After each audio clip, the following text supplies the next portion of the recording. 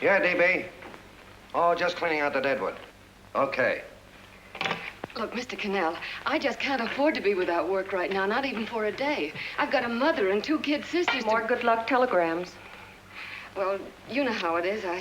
I've just got to keep on working, see? Sorry, sister. I was sent down here to clean house. I told you I can't use your column anymore. It's lavender and no lace. Send those other people in. I'll tell you what I'll do. I get $30 a week. I'll take 25, 20 if necessary. I'll do anything you say. It isn't the money. We're after circulation. What we need is fireworks.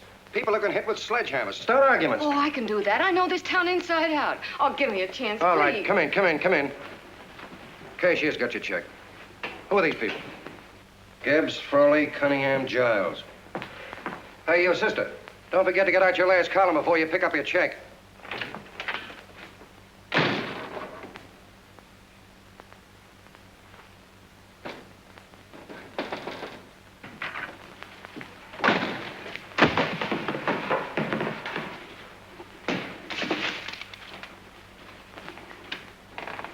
You're a couple of sticks shy in your column, man. Big rich slob like D.B. Norton buys a paper and 40 heads are chopped off. Did you get it, too? Yeah. You too? Oh, Joe. Oh, I'm sorry, darling. Why don't we tear the building down? Before you do, Ann, perhaps you'd better finish this column. Yeah, lavender and old lace. Wait, Joe. Wait. Wants fireworks, huh? Okay.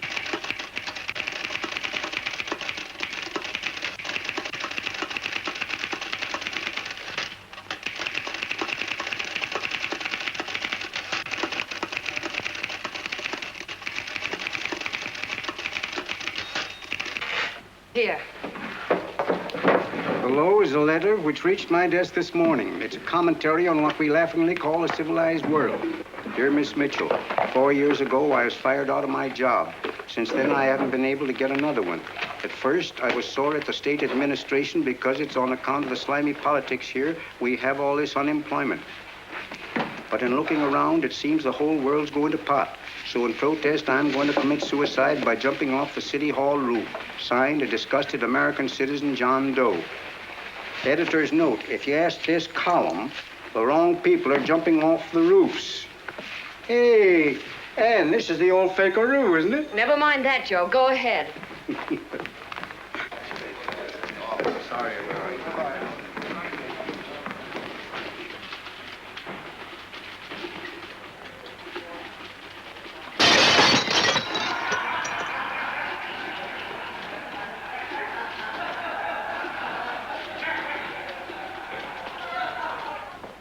And it's because of the slimy politics that we have all this unemployment here. There it is. That's D.B. Norton's opening attack on the governor. Why, Jim, it's just a letter sent into a column. No, I can smell it. That's Norton. Good morning, gentlemen. Good morning, Governor. Morning, Governor. You're rather early. Governor, did you happen to see this in the new bulletin? Yes. I had it served with my breakfast this morning. Jim thinks it's D.B. Norton at work. Of course it is. Oh, come, Jim. That little item, D.B. Norton does things in a much bigger way. This is his opening attack on you, Governor. Take my word for it. What did he buy a paper for? Why did he engage a high-pressure editor like Cannell for? He's in the oil business. I tell you, Governor, he's after your scalp. All right, Jim, all right. Don't burst a blood vessel. I'll look into it. You get me Spencer of the Daily Chronicle, please? Yes, I saw it, Governor. If you ask me, that's a phony letter. Why, that gag has got whiskers on it. Okay, I'll get the mayor and maybe the Chamber of Commerce to go after them. Get Mayor Lovett on the phone. Sorry, the mayor's busy on the other phone. Yes, I know, Mrs. Brewster. It's a terrible reflection on our city. I've had a dozen calls already. Spencer of the Chronicle. Hold it. Just a minute. Yes, Mrs. Brewster. I'm listening. I insist that this John Doe man be found and given a job at once. Now, if something isn't done about it, I'll call out the whole auxiliary. Yes, and the junior auxiliary, too. We'll hold a meeting and see that it is. Yes, Spencer? Who? The governor? Well, what about me? It's my building he's jumping off of, and I'm up for re-election, too. What are you doing? Get Cannell at the bulletin. Why, he's liable to go right past my window. Get me Cannell. What was that? What? Out the window. Something just flew by. I didn't see anything. Well, don't stand there, you idiot. Go and look. Open the window. Oh, why did he have to pick on my building? Is there a crowd in the street? No, sir. Then maybe he's caught on a ledge. Look again. I think it must have been a seagull. A seagull? What's a seagull doing around the city hall? That's a bad omen, isn't it? Oh, no, sir. The seagull is a lovely bird. It's all right, Mrs. Brewster. It was just a seagull. Can I help? Nothing's happened yet. No, I'm watching. Don't worry, Mrs. Brewster. Just leave it all to me. Spencer, I'll call you back. Hello, Cannell? What are you doing? This is the mayor. Yes, Mayor Lovett. How many times are you going to call me? I've got everybody and his brother and sister out looking for him. Did you see the box I'm running? An appeal to John Doe. Think it over, John. Life can be beautiful, says Mayor. If you need a job, apply to the editor of this paper and so forth and so forth. Okay, Mayor, I'll let you know as soon as I have something. What? Well, pull down the blinds. Went up to Miss Mitchell's house, boss. Boy, she's in a bad way. Where is she? Hey, do you know something? She supports a mother and 2 kids. What do you know about that? Did you find her? No. Her mother's awful worried about her. When she left the house, she said she was going on a roaring drunk. The girl, I mean. Go out and find her. Sure. Hey, but the biggest thing I didn't tell you, her old man's Doc Mitchell. You know the doctor Yeah. saved my mother's life and wouldn't take any money for it? You remember that. Okay, boss, I'll go and look for her. Holy smokes, Commissioner, you've had 24 hours. Okay, Hawkshaw, grab a pencil. Here it is again. About 5'5", brown eyes, light chestnut hair, and as fine a pair of legs as ever walked into this office. Did you want to see me? No. I've had the whole Army and Navy out searching for you because that's a game we play here every day. I remember distinctly being fired. That's right. But you have a piece of property that still belongs to this newspaper, and I'd like to have it. What's that? The letter. What letter? The letter from John Doe. Oh, The whole town's in an uproar. We've got to find him, and the letter's the only clue. there is no letter. We'll get a handwriting expert to... What? There is no letter. Say that again. There's no letter. I made it up. You made it up. Mm-hmm. You said you wanted fireworks. Don't you know there are 9 jobs waiting for this guy? 22 families want to board him free. 5 women want to marry him, and the mayor's practically ready to adopt him, and you... Just call the morgue, boss. They said there's a girl there. Shut up. Ann, say, why didn't you... Laney. Only one thing to do, Hank. Drop the whole business quickly. How? Run a story. Say John Doe was in here and is sorry he wrote the letter and... That's right. They've got it, sure. He came in here, and I made him change his mind. Bulletin editor saves John Doe's life. Why, it's perfect. I'll have Ned write it up. Oh, Ned, I got a story I want you to... Wait a minute. Listen, you great, big, wonderful genius of a newspaper man. You came down here to shoot some life into this dying paper, didn't you? Well, the whole town's curious about John Doe, and boom, just like that, you're going to bury him. There's enough circulation in that man to start a shortage in the ink market. In what, man? John Doe. What John Doe? John Doe, the one I made up. Look, genius, now look. Suppose there was a John Doe and he walked into this office. What would you do? Find him a job and forget about the whole business, I suppose, huh? Not me. I'd make a deal with him. A deal? Sure, when you get hold of a stunt that sells papers, you don't drop it like a hot potato. Well, this is good for at least a couple of months. You know what I'd do? Between now and, let's say, Christmas when he's gonna jump, I'd run a daily on. Starting with his boyhood, his schooling, his first job. A wide-eyed youngster facing a chaotic world. The problem of the average man, of all the John Does in the world. Now, then comes the drama. He meets discouragement. He finds the world his feet of clay. His ideals crumble. So what does he do? He decides to commit suicide and protest against the state of civilization. He thinks of the river, but no. No, he has a better idea. The city hall. Why?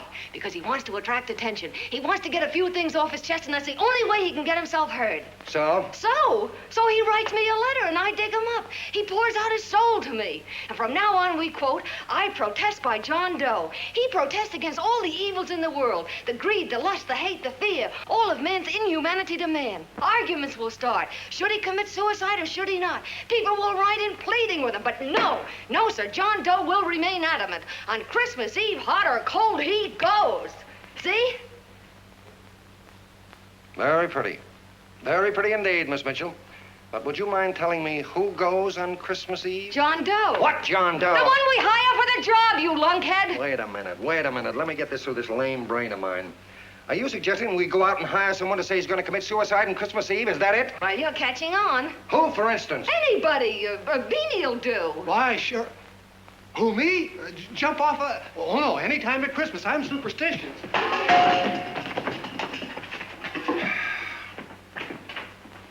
Miss Mitchell, do me a favor. Will you go on out and get married and have a lot of babies, but Stay out of newspaper business. Better get that story in, Hank. It's getting late. You're supposed to be a smart guy. If it was raining $100 bills, you'd be out looking for a dime you lost someplace.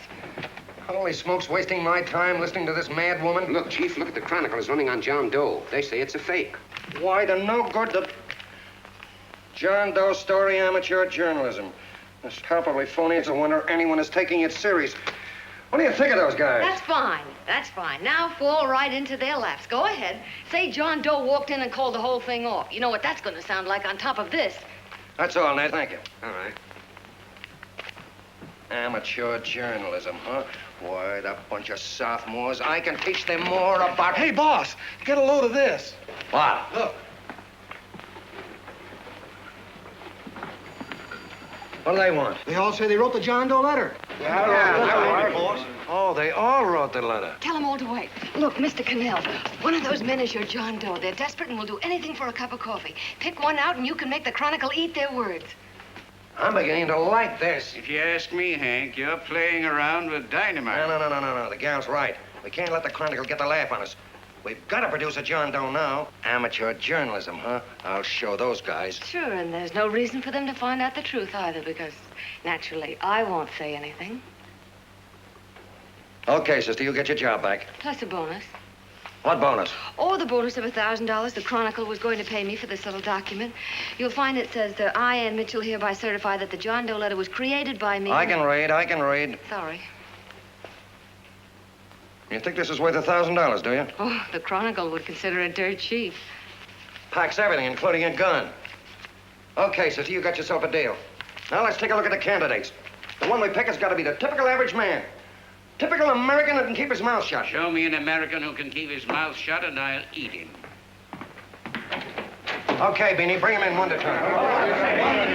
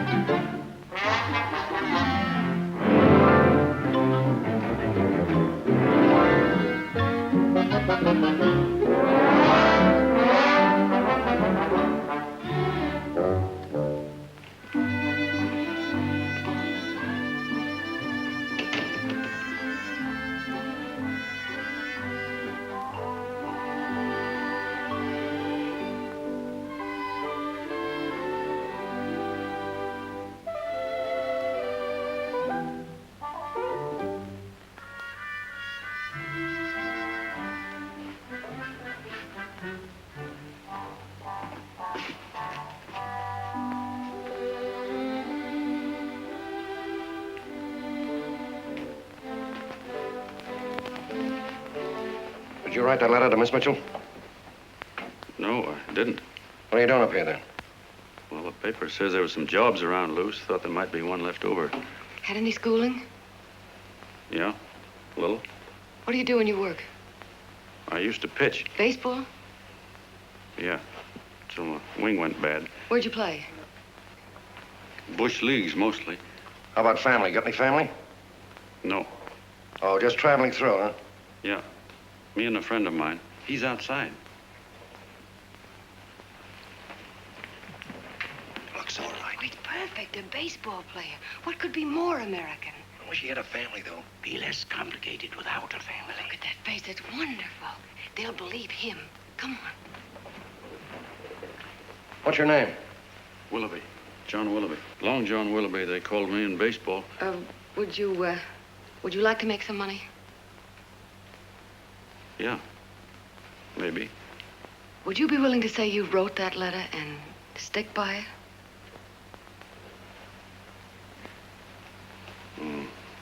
I get the idea. Yeah, maybe. That's our man. He's made to order. I don't know. He don't seem like the kind of a guy that'd fall in line. When you're desperate for money, you do a lot of things, Mr. Cannell. He's our man, I tell you. He's fainted. Come on, Get the water quickly. Hurry up, Pop. Oh, Right here, sit down. you all right? Yeah, I'm all right. How many is that, 6?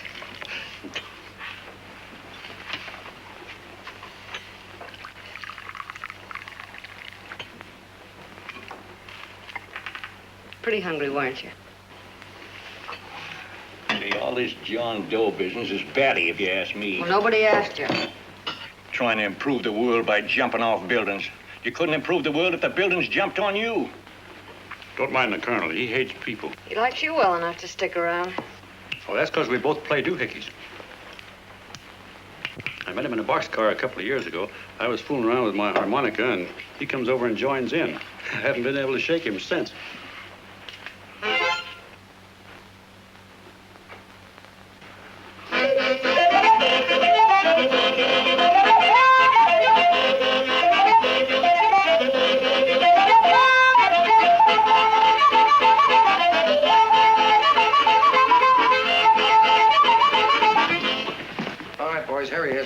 No, you can't take pictures of him like that, eating a sandwich and with a beard. But he's going to jump off a building. Yes, but not because he's out of a job. That's not news. This man's going to jump as a matter of principle. Well, maybe you're right. We'll clean him up and put him in a hotel room under bodyguards. We'll make a mystery out of him. Did you speak to Mr. Norton? Thinks it's terrific. Says for us to go the limit. Wants us to build a bonfire under every big shot in the state. Oh, swell. Is that the contract? Yeah. What's he doing here? Friend of his. They play duets together. Duets? But can we trust him? Oh. I trust him. Oh, you trusted me. Well, that's fine. I suppose he trusts you, too. Oh, stop worrying. He's all right. Okay, but we don't want more than a couple of hundred people in on this thing. Now, the first thing I want is an exact copy of the John Doe letter in your own handwriting. I've got it already. Here. No, that's fine. Now, I want you to sign this agreement. It gives us an exclusive story under your name, day by day, from now until Christmas. On December 26th, you get one railroad ticket out of town.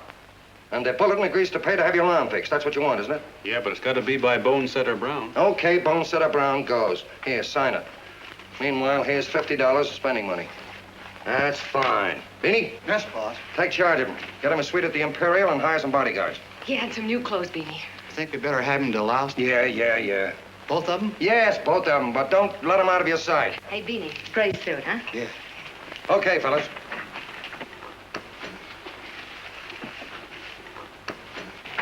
Take it easy, John Doe. And you start pounding that typewriter. Oh, boy, this is terrific. No responsibilities on our part, just statements from John Doe, and we can blast our heads off. Before you pop too many buttons, don't forget to make out that check for 1,000. Okay, fellas, now let me see. You sit outside the door. Nobody comes in, see? You two fellas sit in here. Hey, pretty nifty, huh? You ain't gonna get me to stay here. Sure you are. No, sir. That spot under the bridge where we slept last night's good enough for me. Say, what'll I do with this baggage? Well, stick him in the bedroom. Give me mine. I ain't staying. You know, we were headed for the Columbia River country before all this John Doe business came up. You remember that, don't you? Sure, I remember. Say, did your ears pop coming up in the elevator? Mine did. All along, John. I tell you, it's no good. You're gonna get used to a lot of stuff that's gonna wreck you. Why, that $50 in your pocket's beginning to show up on you already. And don't pull that on me, neither. Stop worrying, Colonel. I'm going to get my arm fixed out of this. Hey, here's some cigars the boss sent us. Have one. Hey, Help cigars. yourself. No.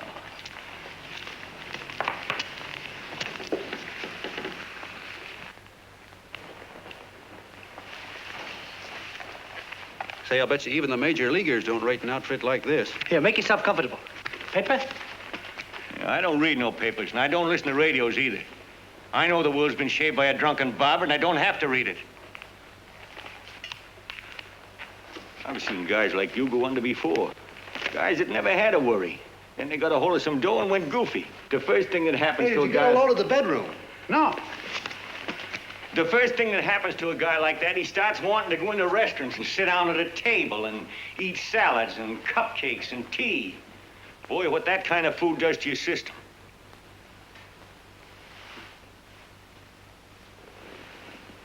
The next thing the dope wants is a room. Yes, sir, a room with steam heat and curtains and rugs. And before you know it, he's all softened up and he can't sleep unless he has a bed. Hey, stop worrying, Colonel. $50 ain't gonna ruin me. I've seen plenty of fellas start out with $50 and wind up with a bank account. Hey, what's the matter with the bank account anyway? And let me tell you, Long John, when you become a guy with a bank account, they got you. Yes, sir, they got you. Who's got him? The helots. Who? Hey, there's the City Hall tower I was supposed to jump off of. It's even higher than this. Who's got him? The helots. Woo! Hey, wait a minute! You're not supposed to jump till Christmas Eve. Do you want to get me in a jam? If it's going to get you in the jam, we'll do you a favor. I won't jump. And when they got you, you got no more chance than a road rabbit. Hey, who'd you say was gonna get him? Say, is this one of those places where you ring if you want something? Yeah, just use the phone. Boy, I've always wanted to do this. Hey, Doc, look. Look, Doc. Give me that again, will you? Who's gonna get him? The helots. Who are they? Listen, Sucky, you ever been broke? Sure, mostly often. All right. You're walking along. Not a nickel in your jeans. You're free as the wind. Nobody bothers you. Hundreds of people pass you by in every line of business. Shoes, hats, automobiles, radios, furniture, everything. And they're all nice, lovable people. And they let you alone. Is that right? Then you get a hold of some dough, and what happens? All those nice, sweet, lovable people become helots. A lot of heels. They begin creeping up on you, trying to sell you something. They get long claws, and they get a stranglehold on you. And you squirm, and you duck, and you holler, and you try to push them away, but you haven't got a chance. They got you. First thing you know, you own things. A car, for instance. Now your whole life is messed up with a lot more stuff. You get license fees, and number plates, and gas, and oil, and taxes, and insurance, and identification cards, and letters, and bills, and flat tires, and dents, and traffic tickets, and motorcycle cops, and courtrooms, and lawyers, and fines, and a million and one other things. And what happens? You're not the free and happy guy you used to be. You gotta have money to pay for all those things. So you go after what the other fellas got. And there you are. You're a helot yourself.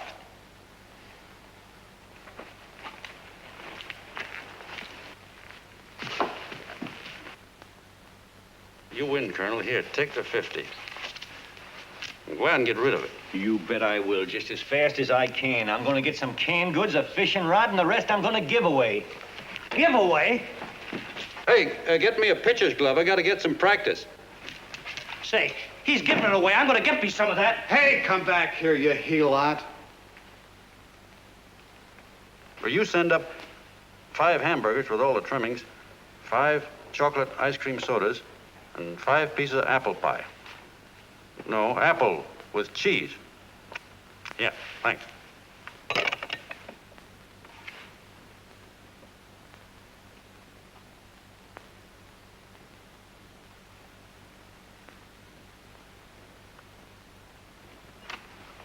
Hello there.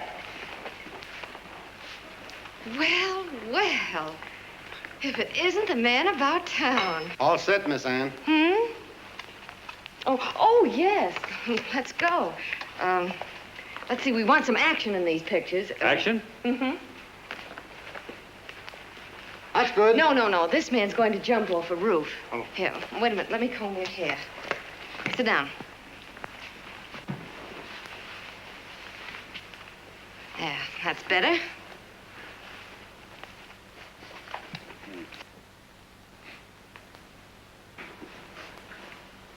You know, he's got a nice face, hasn't he? Yeah, he's pretty. Here, sit down. Quiet, egghead. All right, now a serious expression. Can't. I'm feeling too good. Oh, come on now. This is serious. You're a man disgusted with all of civilization. With all of it? Yes, you're sore at the world. Come on now. Oh, crabby guy, huh? Yeah. No.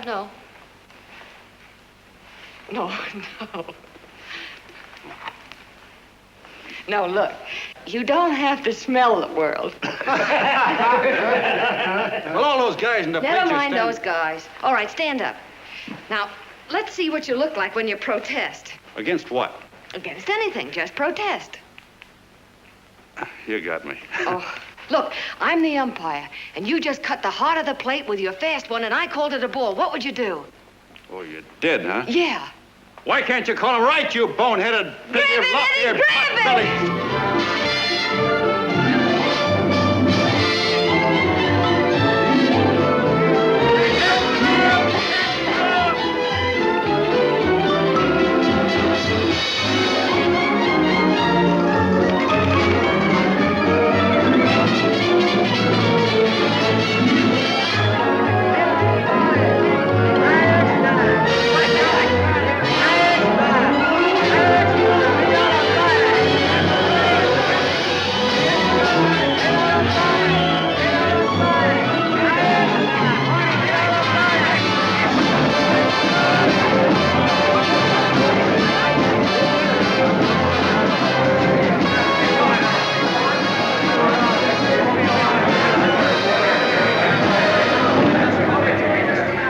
don't care whose picture they're publishing.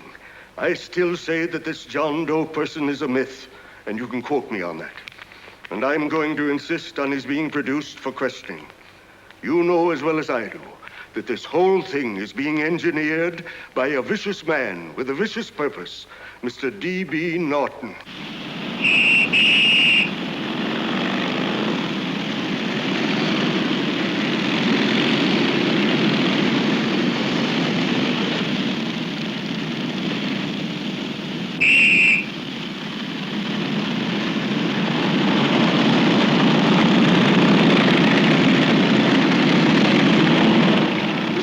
And Miss Mitchell are at the house, sir. Oh, they are? All right. Come on. Personally, I think it's just plain stupidity to drop it. Now, you should see his fan mail, thousands. Why, it's going over like a house afire. What are you afraid of, Canal? It's doubled our circulation. Yeah, but it's got everybody sore. Ads are being pulled. The governor's starting a libel suit. What's more, they all know John Doe's a phony, and they insist on seeing Well, what about it? Let them see him. We'll go on one better. They can also hear him. You own a radio station, Mr. Norton. Why not put him on the air? Watch out for this damn DB. She'll drive you batty. Oh, Look, we can't let him get to this Bush League pitcher and start pumping him. Good night. Now, tell him what that screwball might do. I walk in yesterday, here he is, standing on a table with a fishing pole, fly casting. Take my advice and get him out of town before this thing explodes in our faces. If you do, Mr. Norton, you're just as much of a dumb cluck as he is. Excuse me. Oh, you got yourself a meal ticket and you hate to Sure, let go. it's a meal ticket for me, I admit it, but it's also a windfall for somebody like Mr. Norton who's trying to crash national politics. That's what you bought the newspaper for, isn't it? You want to reach a lot of people, don't you? Well, put John Doe in the air and you can reach 130 million of them. He can say anything he wants and they'll listen to him. All right, we'll forget the governor and the mayor and all the small fry like that. This can arouse national interest. If he made a hit around here, he can do it every place else in the country. And you'll be pulling the strings, Mr. Norton. Go down to the office and arrange for some radio time. What, DB, you're not going I want to it fall. as soon as possible. Okay, I just came in to get warm myself. Come on, let's go. Don't you go. I want to talk to you.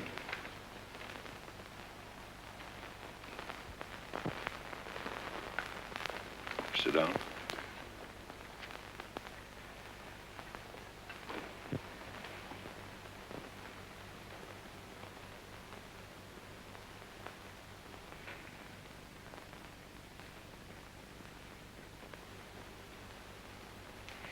Hey, this John Doe idea was yours, huh? Yes, sir.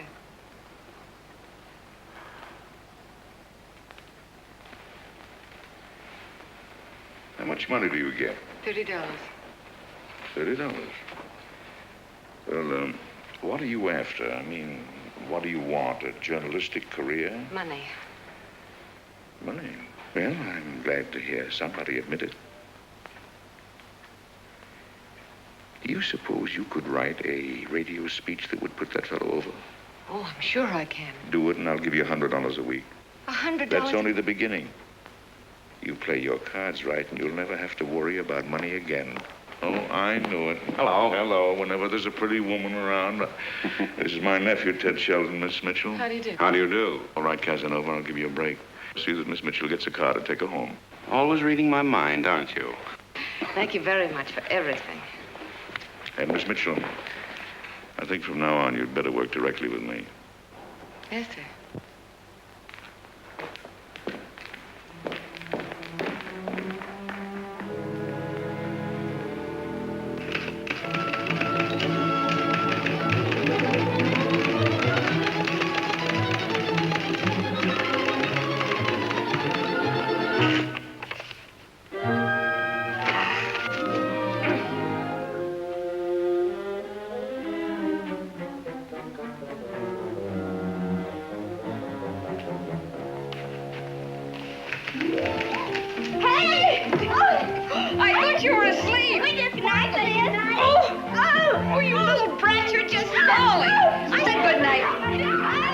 Come, children.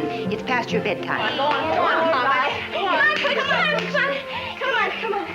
Now, pooch off there. Fork through me. I'm done. I'll never get this speech right. Oh, yes, you will, Ann, dear. You're very clever. Yeah, I know. What are you looking for? Your purse. I need $10. What for? I gave you 50 just the other day. Yes, I know, dear, but Mrs. Burke had her baby yesterday. 9 pounds. And there wasn't a thing in the house. And then the community chest lady came. And the 50's all gone, huh? Who's the 10 for? The Websters. The Websters. You remember those lovely people your father used to take care of. I thought I'd buy them some groceries. Oh, Anne, dear, it's a shame those You're poor... marvelous, Ma. You're just like Father used to be. Do you realize a couple of weeks ago we didn't have enough to eat ourselves? Well, yes, I know, dear, but these people are in such need. And we have plenty now. If you're thinking of that $1,000, forget it. It's practically all gone. We owed everybody in town. Now, you just got to stop giving all your money away. Oh, Anne, dear. Oh, I'm sorry, Ma. Oh, don't pay any attention to me. I guess I'm just upset about all this. Gee whiz, here I am with a great opportunity to get somewhere, to give us security for once in our lives, and I'm stuck. If I could put this over, your Mrs. Burke can have 6 babies. You mean this speech you're writing? Yeah, I don't know. I simply can't get it to gel.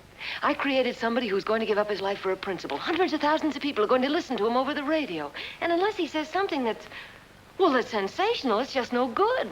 Well, honey, of course, I don't know what kind of a speech you're trying to write, but judging from the samples I've read, I don't think anybody will listen. What?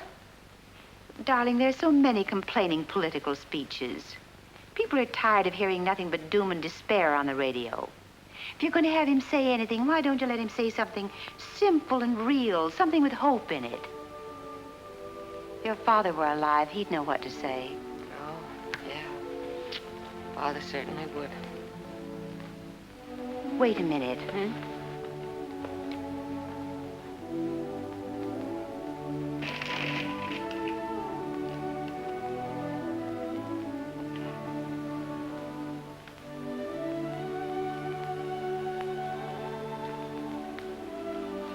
That's your father's diary, Anne. Father's... I never knew he had a diary. There's enough in it for 100 speeches. Things people ought to hear nowadays. You'll be careful of it, won't you, dear? It's always helped to keep your father alive for me. You bet I will, Ma. Wait a minute. John Doe don't want to sign no autographs. Well, what does he do all day? What does he do all day? He's writing out his memories. Sorry, lady, you can't see Mr. Doe. He wants to be alone. No, he just sits around all day and commutes with himself.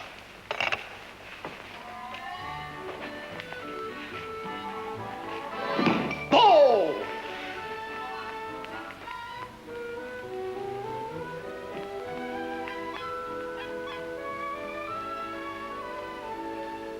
I don't know how you're going to stand it around here till after Christmas. I'll bet you ain't heard a train whistle in 2 weeks.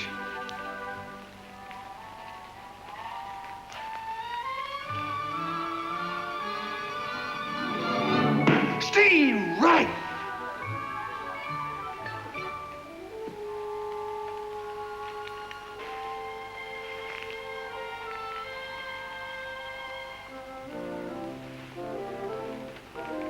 I know why you're hanging around.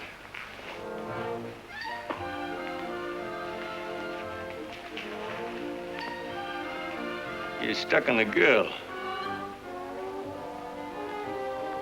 That's all a guy needs is to get hooked up with a woman.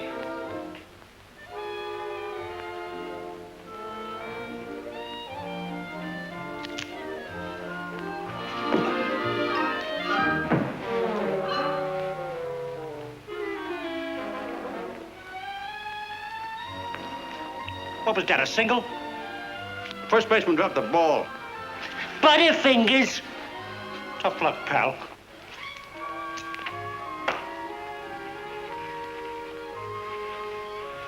Guy has a woman on his hands. First thing he knows, his life is balled up with a lot more things. Furniture.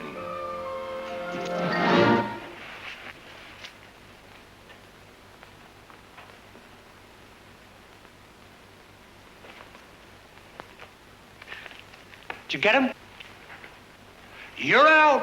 Swell. What's this, the end of the 8th? 9th.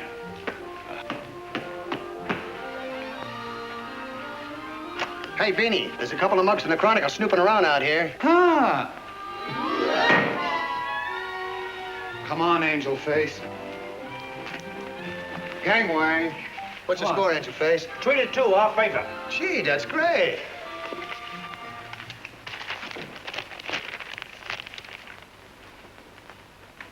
Hey, you got swell form there. Must have been a pretty good pitcher. Pretty good. Say, I was just about ready for the major leagues when I chipped a bone in my elbow. I got it pitching a 19-inning game. 19? Yeah. There was a major league scout there watching me, too. And he came down after a game of the contract. You know what? I couldn't lift my arm to sign it. I'll be okay, though, as soon as I get it fixed up. It's too bad. What do you mean, too bad? Huh? Oh, that you'll never be able to play again. What are you talking about? I just told you I was going to get Well, you know how they are in baseball if a guy's mixed up in a racket. Racket? What do you mean? Well, I was just thinking about this John Doe business. Why, as soon as it comes out it's all a fake, you'll be washed up in baseball, won't you? Yeah. Doggone, I never thought about that.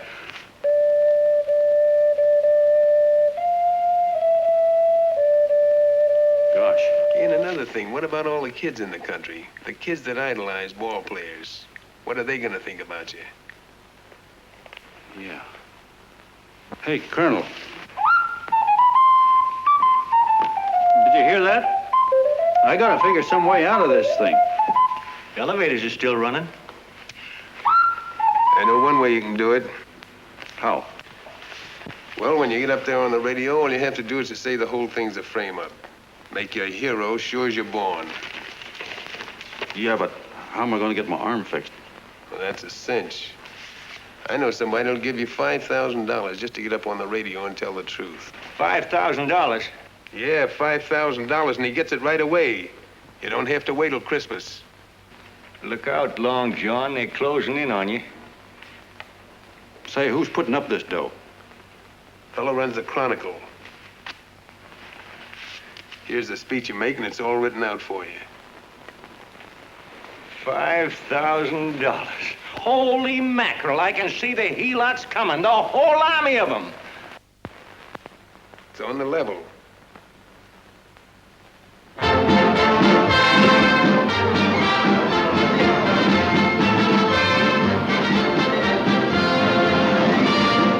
No, I'm sorry. Tickets for the broadcast are all gone. Phone the bulletin. Sorry, no more tickets left.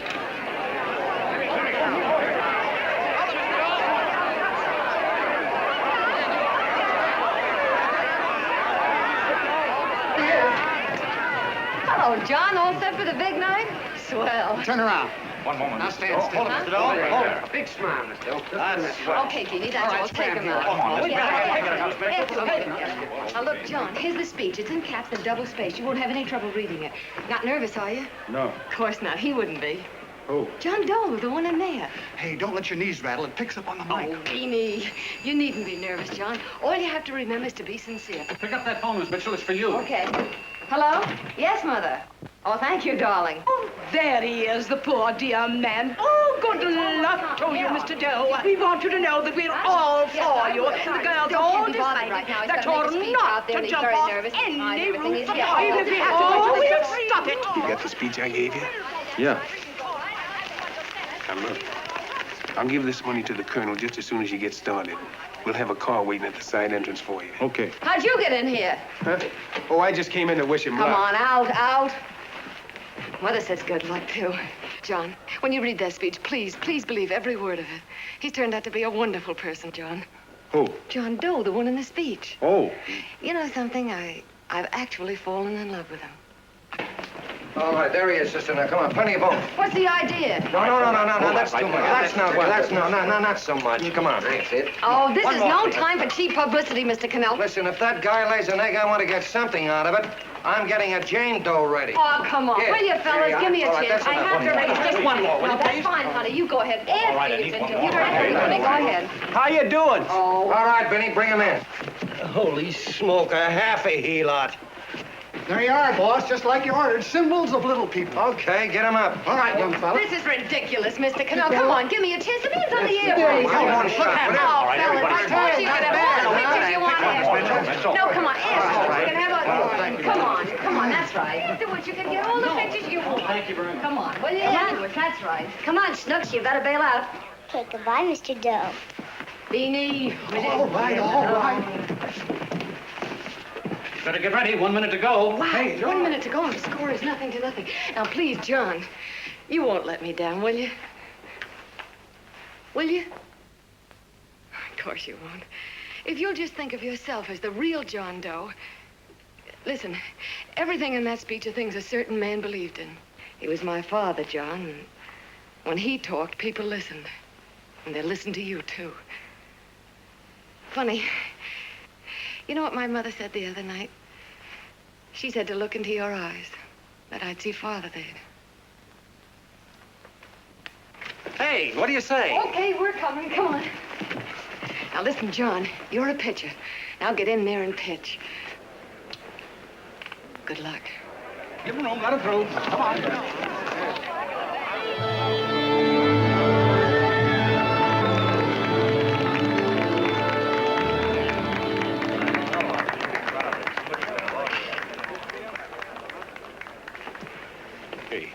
Let's get out of here. There's the door right there. Hey, what are you doing here? That's what I'd like to know. Come on, out. Say, he's a friend of mine. Never mind, let him alone. He's all right.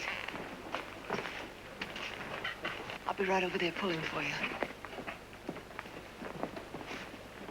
No, John, over here.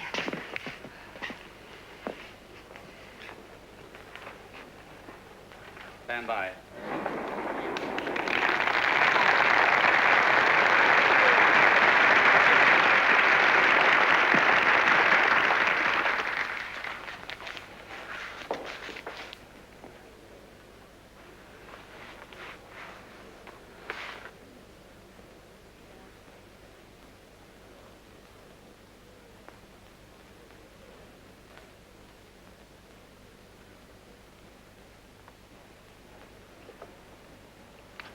Phone the Chronicle. Tell them to start getting those extras out.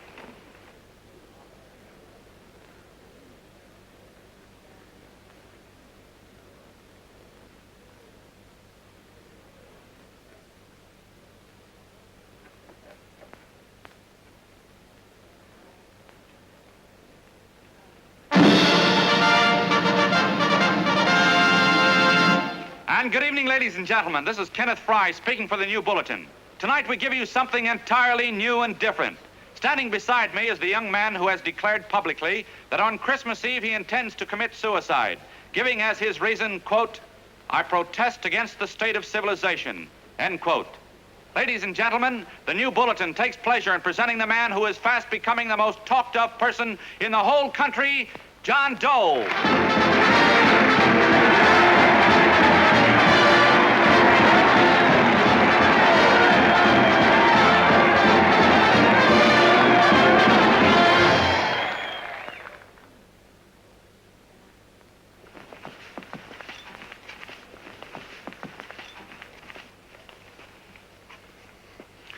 Ladies and gentlemen, I am the man you all know as John Doe. I took that name because it seems to describe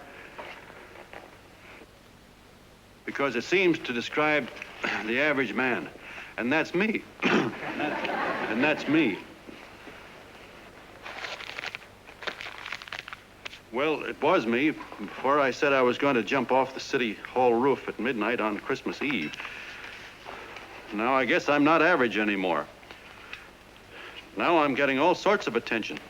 From big shots, too. We've been double-crossed. The mayor and the governor, for instance. They don't like those articles I've been writing. You're an imposter, young fellow. That's a pack of lies you're telling.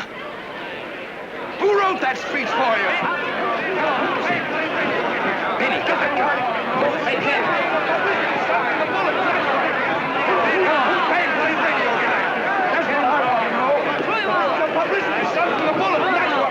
Spencer. Ladies and gentlemen, the disturbance you just heard was caused by someone in the audience who tried to heckle Mr. Doe. The speech will continue.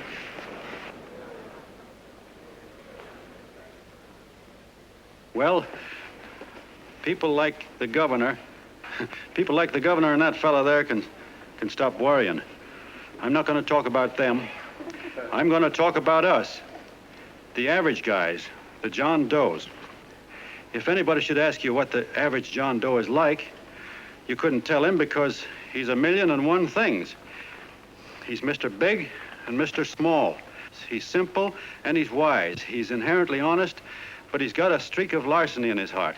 He seldom walks up to a public telephone without shoving his finger into the slot to see if somebody left a nickel there.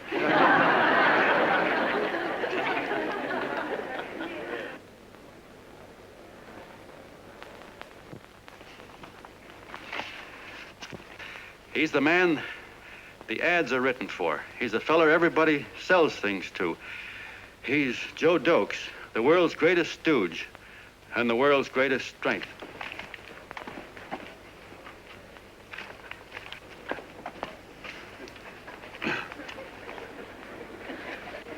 Yes, sir. Yes, sir, we're a great family, the John Does. We are the meek who are supposed to inherit the earth. You'll find us everywhere. We raise the crops, we dig the mines, work the factories, keep the books, fly the planes, and drive the buses. And when a cop yells, "Stand back there, you," he means us, the John Does. What kind of a speech is that? Didn't you read it? We've existed since time began. We built the pyramids.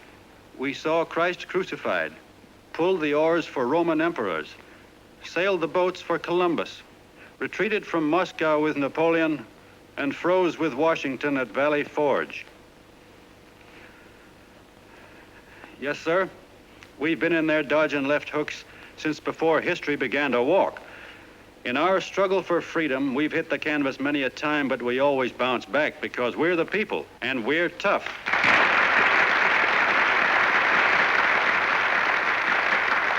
They've started a lot of talk about free people going soft, that we can't take it. That's a lot of hooey. A free people can beat the world at anything, from war to tiddlywinks, if we all pull in the same direction.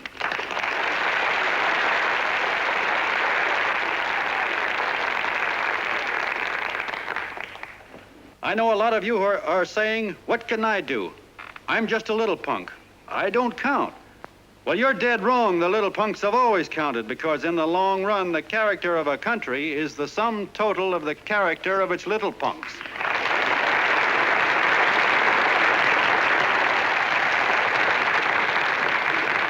But we've all got to get in there and pitch. We can't win the old ball game unless we have teamwork. And that's where every John Doe comes in. It's up to him to get together with his teammate. And your teammate, my friends, is the guy next door to you. Your neighbor. He's a terribly important guy, that guy next door. You're going to need him, and he's going to need you, so look him up. If he's sick, call on him. If he's hungry, feed him. If he's out of a job, find him one. To most of you, your neighbor is a stranger, a guy with a barking dog and a high fence around him. Now, you can't be a stranger to any guy that's on your own team. So tear down the fence that separates you. Tear down the fence, and you'll tear down a lot of hates and prejudices. Tear down all the fences in the country, and you'll really have teamwork.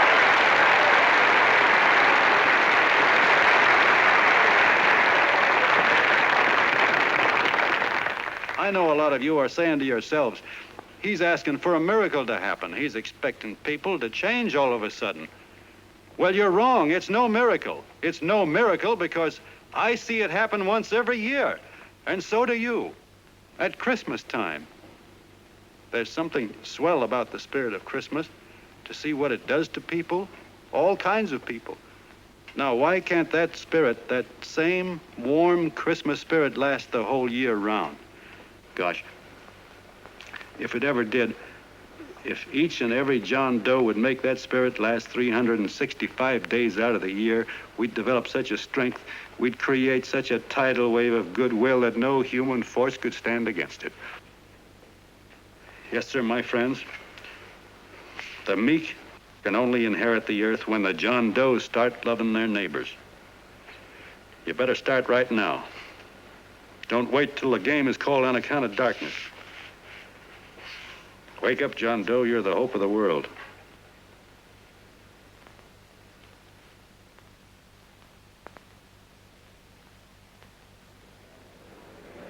John, you were wonderful.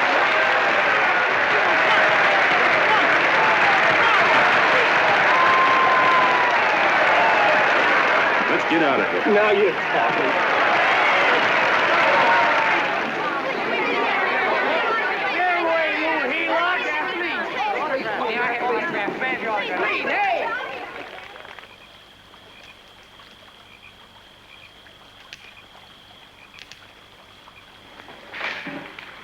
I knew you'd wake up sooner or later. Boy, am I glad we got out of that mess. I had the $5,000 sewed up. Could have been on my way to old Doc Brown. You're a pitcher, John, she says. Now, go in there and pitch. What a sucker. Yeah, she's a heel-out just like the rest of us. Lucky you got away from her. What was I doing up there making a speech anyway? Me, huh? Geez, the more I think about it, the more I could... Tear down all the fences. Why, if you tore one picket off of your neighbor's fence, he'd sue you. $5,000 had it right in my hand. What do you mean he ran away? Well, go after him, find him. That man is terrific.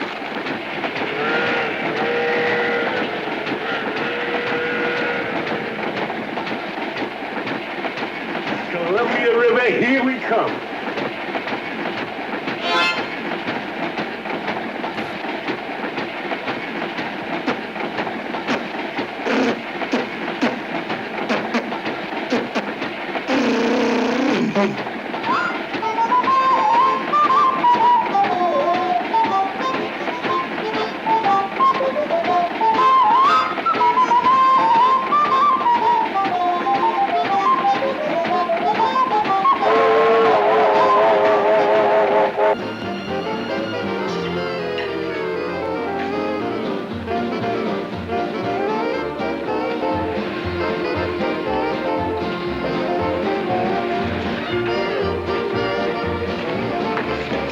Jitterbugs. Yeah. Say, how much money we got left? 4 bits. Better make it donuts, huh? Yeah.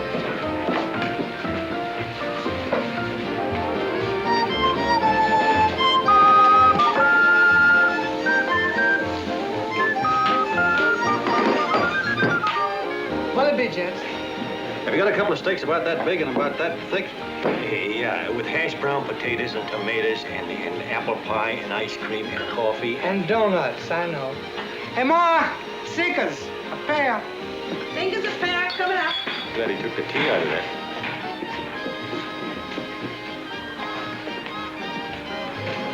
Hey, look. Join the John Doe Club. John Doe Club.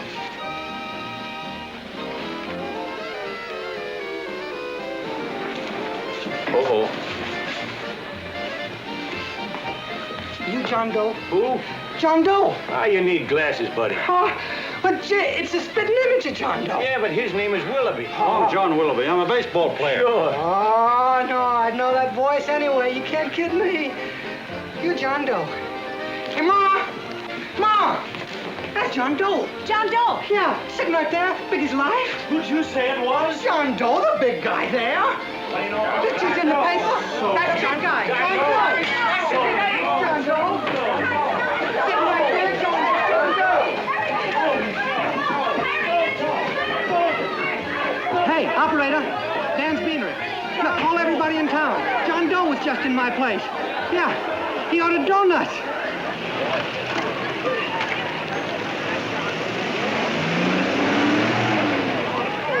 John Doe. Let's see John Doe. Come on. I know you all. You're all neighbors to see John Doe. We're all neighbors. But my office is packed like a sardine box. What does John Doe look like, Mr. Mayor? Oh, he's one of those great big outdoor type men. No, you can't see him. You didn't vote for me the last time. Shame on you. What are you doing there? Get off my front porch anyhow. Mr. Norton come yet? Oh, well, I wonder where he's at. What's keeping him? He should have been here 15 minutes ago. Oh, there he comes now. Now, everybody on your dignity. Don't do anything to disgrace us. A little town, but we got to show off. Better let me talk to him. All right, but present it to him as a great cause for the common man. Ah, here he comes. Now, give him room down there. Give him room, folks. Come on, now. Come on, here he comes. Here he comes. Here's Mr. Norton. How do you do, Mr. Norton? I'm Mayor Hawkins. Here's Mr. Norton. Let me go, you darn tool. I'm the mayor. Mr. Norton. Mr. Norton. Mr. Norton. I'm Mayor Hawkins. Your office telephoned me to hold him. Well, that's fine. How is he? Oh, he's fine. He's right in my office there. You know, it's a big honor having John Doe here, and you too. Haven't had so much excitement since the old city hall burned down. People are so excited and nearly tore his clothes off. Oh, Matilda, darling, phone the newspapers, tell them Mr. Norton's here. Step right inside, Mr. Norton. My office. Very comfortable here, Mr. Norton. Just had it air conditioned. Gangway, please. Make room for Mr. Norton. Gangway. Gangway. Here he is, Mr. Norton. Well taken care of. The neighbors are serving him a light lunch. Hello, John. Well, Mr. Mayor, if you don't mind, we'd like to talk to him alone. Why, certainly, certainly. All right, everybody. Clear out. No, but you will. Everybody, quickly now. Come on. Look at that. Come on. Come on. That's it. Oh, that's it. All right. Don't argue with me here. Wait till we get home. Don't you push me around like that. Even though I'm your wife, you can't push me around. Look, Mr. Norton, I think you got a lot of nerve having those people hold us here. There's nobody holding you here, Mr. Doe. It's only natural that There's nobody holding us here. Let's get going. Incidentally, my name isn't Doe. It's Willoughby. Look, John, something terribly important's happened. They're forming John Doe clubs. We know of 8 already, and they say that there's John Doe clubs? What for? To carry out the principles you talked about in your radio speech. I don't care what they're forming. I'm on my way, and I don't like the idea of being stopped either. Oh, but you don't know how big this thing is. You should see the thousands of telegrams we've received and what they're saying about you. Look, it started as a circulation stunt, didn't it? Well, you got your circulation. Now, why don't you let me alone? Oh, it started as a circulation stunt, but it isn't anymore. Mr. Norton wants to get back of it and sponsor John Doe clubs all over the country. He wants to send you on a lecture tour. Me? Uh-huh. But certainly, with your ability to influence people, it might grow into a glorious movement. Say, let's get something straight here. I don't want any part of this thing. If you got an idea I'm going around lecturing the people, why, you're crazy. Baseball's my racket, and I'm sticking to it. Come on, Colonel, let's get out of here. John, Please. I just got rid of one crowd. Oh, but please, Mr. Mayor, tell him the John Doe Club wants to talk to him. Let them in, Mr. Mayor. Let them come in. Okay, folks, but remember your manners. No stampeding. Walk slow, like you do when you come to pay your taxes.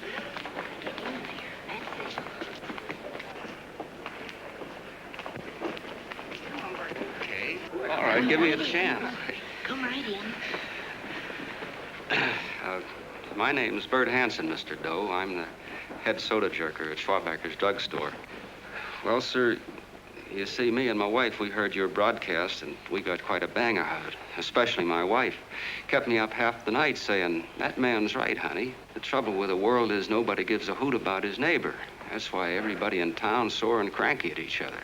And I kept saying, well, that's fine, but how's a guy going to go around loving the kind of neighbors we got? Old Sourpuss, for instance. You see, Sourpuss Smithers is a guy who lives all alone next door to us. He's a cranky old man and runs a second-hand furniture store. We haven't spoken to him for years. I always figured he was an ornery old gent that hated the world because he was always slamming his garage door and playing the radio so loud he kept half the neighbors up. Well, anyway, the next morning, I'm out watering the lawn, and I look over, and there's Sourpuss on the other side of the hedge straightening out a dent in his fender. And my wife yells to me out the window. She says, go on, speak to him, Bert. And I figured, well, heck, I can't lose anything, so I yelled over to him, good morning, Mr. Smithers. He went right on pounding his fender. His eye burned. So I turned around to give my wife a dirty look, and she said, louder, louder, he didn't hear you. So in a voice you could have heard in the next county, I yelled, good morning, Mr. Smithers. Well, sir, you could have knocked me over with a feather. Old Sourpuss turned around, surprised-like, and he put on a big smile, came over and took my hand like an old lodge brother, and he said, good morning, Hanson. I've been wanting to talk to you for years, only I thought you didn't like me. And then he started chatting away like a happy little kid, and he got so excited his eyes all... Well, Mr. Doe, before we got through, I found out Smithers is a swell egg, only he's pretty deaf, and that accounts for all the noises. And he says it's a shame how little we know about our neighbors. And then he got an idea, and he said, how's about inviting everybody someplace where we can all get together and know each other a little better? Well, I'm feeling so good by this time, I'm ripe for anything, so Smithers goes around the neighborhood inviting everybody to a meeting at the schoolhouse, and I tell everybody that comes in the store, including Mr. Schwabacker, my boss. I'm talking too much. Well, I'll be doggone if over 40 people don't show up.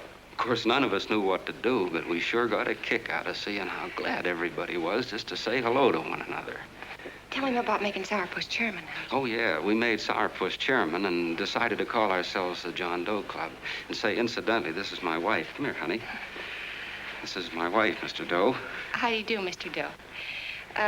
Sourpuss is here, too. Oh, is he? This is Sourpuss, or excuse me, Mr. Smithers, Mr. Doe. That's all right. If you didn't call me Sourpuss, it wouldn't feel natural. Well, anyway, I guess nearly everybody in the neighborhood came except the Delaney's. The Delaney's live in a big house with an iron fence around it, and they always keep their blinds drawn. And we always figured that he was just an old miser that sat back counting his money, so why bother about inviting him? Until Grimes, the milkman, spoke up and he said, say, you've got the Delaney's all wrong. And then he tells us about how they canceled their milk last week and how when he found a note in the bottle, he got kind of curious-like and he sort of peeked in under the blinds and found the house was empty.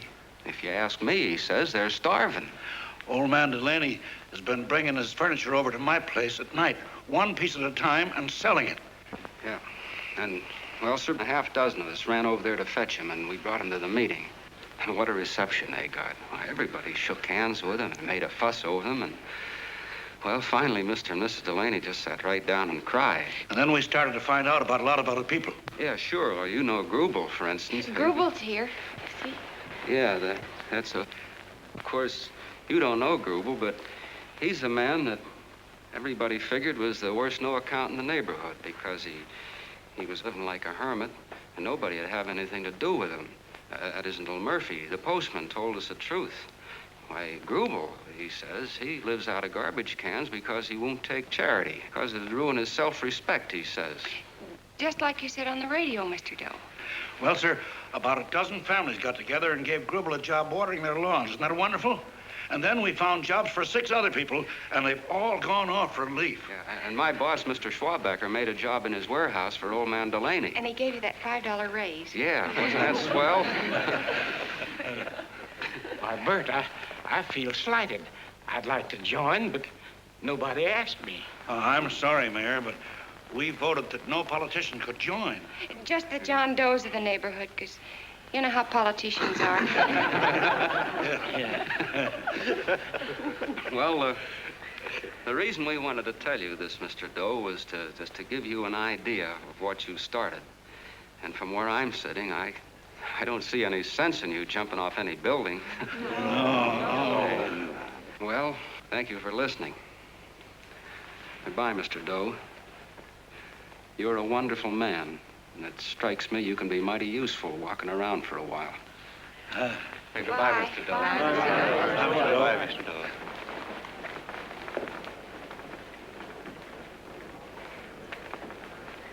I'm Mrs. Delaney, Mr. Doe. And God bless you, my boy.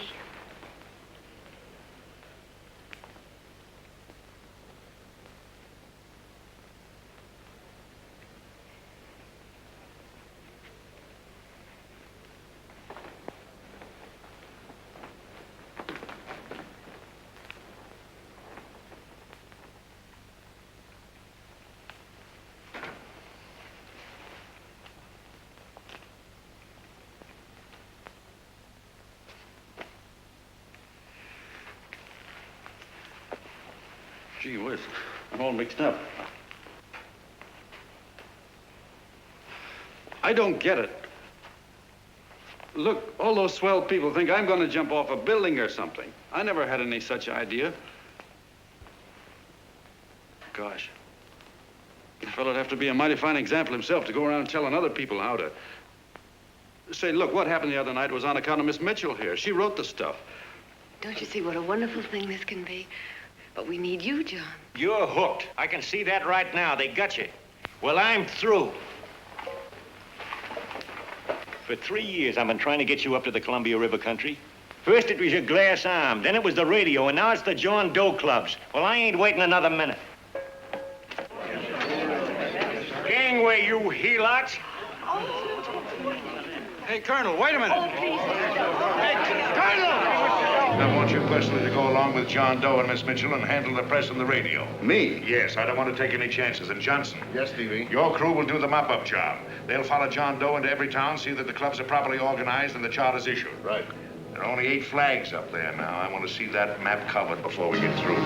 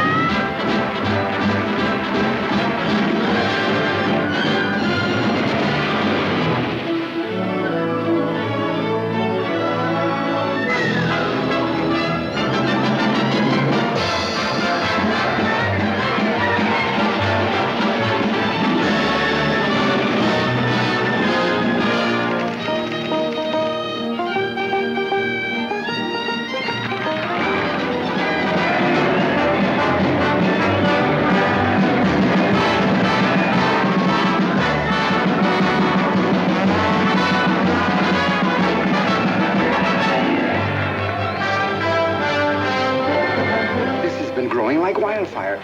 If they made demands, I'd understand it. But the John Does ask for nothing. People are going off relief. If this keeps up, I'll be out of a job. As soon as it gets strong enough, we'll find out what John Doe wants. 30 every Thursday, 60 at 60. Who knows what? I'm sorry, boss. They just won't let anybody talk politics to them. It's crazy. We've got to get to them. They represent millions of voters.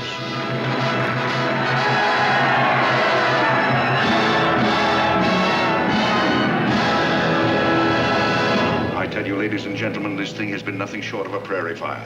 We've received so many applications for charters to the John Doe clubs, we haven't been able to take care of them. I'd hate to have that many pins stuck in me.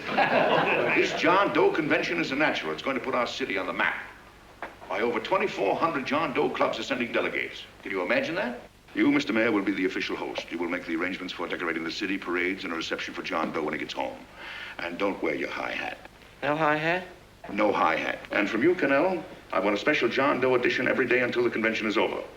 And now, if you will, please step into the outer office and look your prettiest because there are photographers there to take pictures of this committee. Don't worry, Libby. Everything will be taken care of. Isn't it all too wonderful? Gather down here in a nice group now. Get a nice picture of you. Oh, Mr. Mayor, would you step down in front row, please? You ladies get close to him. That's it. Well, I don't get it. Get what? Look, DB, I'm supposed to know my way around. This John Doe movement has cost you a fortune. Now, this convention is going to cost plenty. Well? Well, I'm stuck with 2 and 2, and I'm a sucker if I can make 4 out of it. Where do you come in? I'll have the satisfaction of knowing that my money has been spent for a worthy cause. I see. I better stick to running the paper, huh? I think maybe you better had. Cannell, I'd like to have the John Doe contract, all the receipts for the money we advanced him with the letter Miss Mitchell wrote, for which I gave her $1,000. Yes, sure. Well, we leave for the airport. Half an hour. Is that Johnny boy's room? Better hustle him up. He'll be ready on time. He's packing. Ah, good. Did you see his picture on the cover of Time? Yeah. I gotta give you credit, Annie girl. I've handled a good many big promotions in my time. Everything from a World's Fair to a channel swimmer. But this one has certainly got me spinning. And now a John Doe convention. Wow. Say, if you could only get him to jump off the City Hall roof on Christmas Eve, I'd guarantee you 500,000 people there. Charlie. Huh? What do you make of him? Oh, Johnny boy? Well, I don't know what angle you want, but I'll give it to you quick.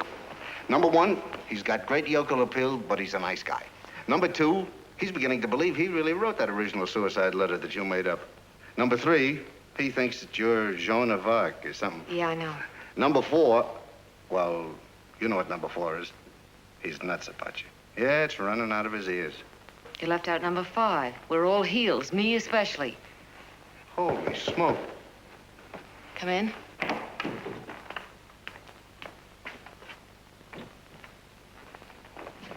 I'm all packed. Good. I'll go and get Beanie Boy. Okay, Charlie boy.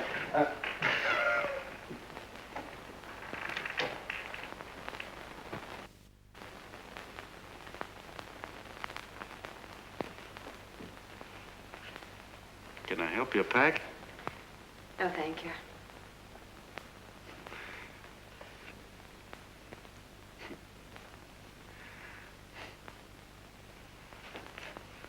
You care if I sit down out here? No.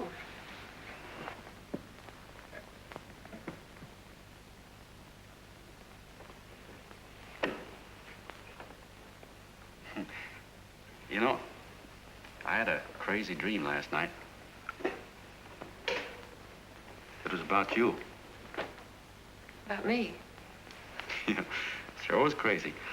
I dreamt I was your father.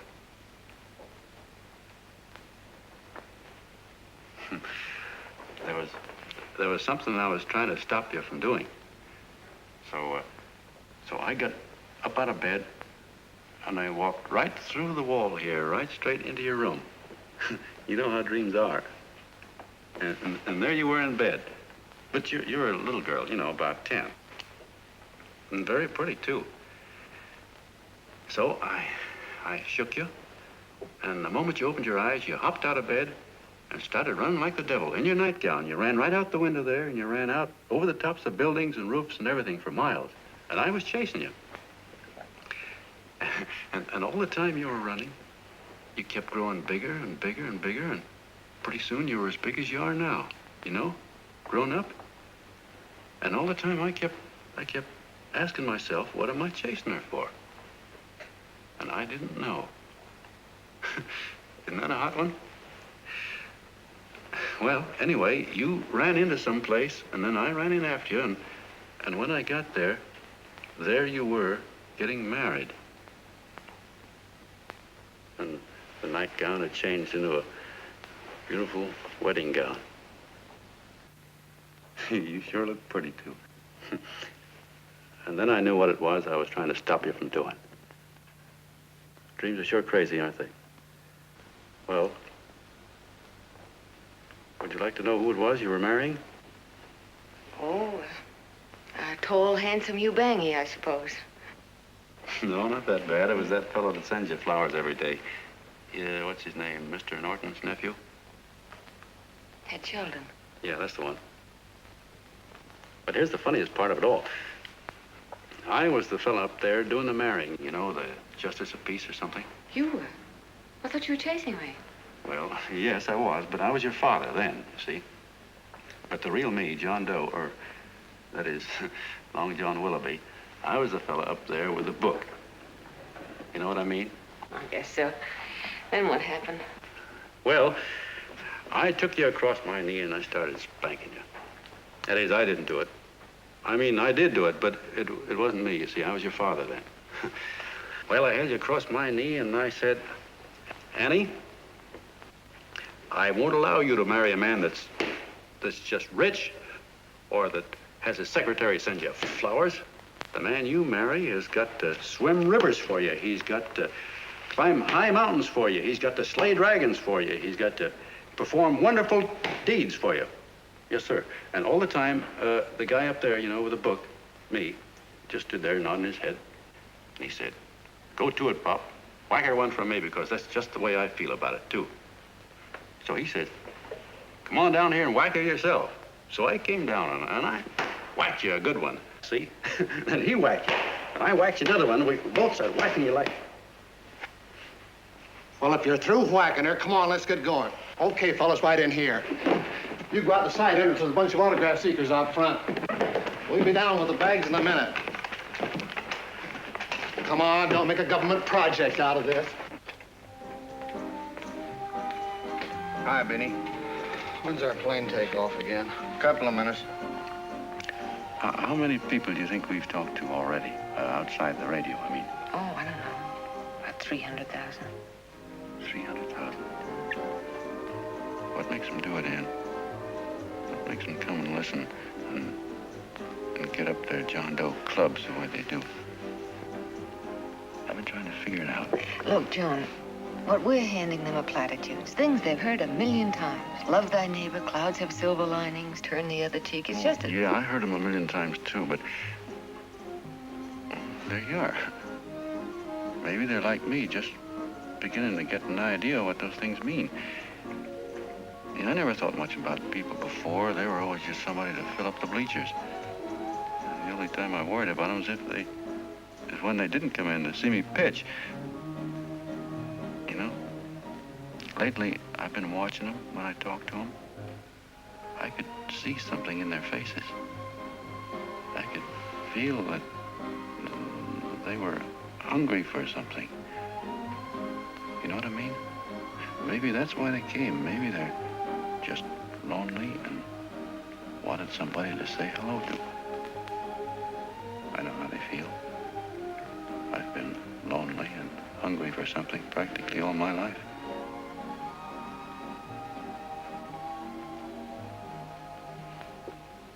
All aboard, folks. Yeah, that's true. Oh, somebody else sitting here? No, that's your seat. And this is your coat. Mine? A little token of appreciation. Oh, it's beautiful, D.B. Well, I don't quite know what to say. Well, don't say anything at all. Just sit down. Oh. Go ahead, open it. Oh.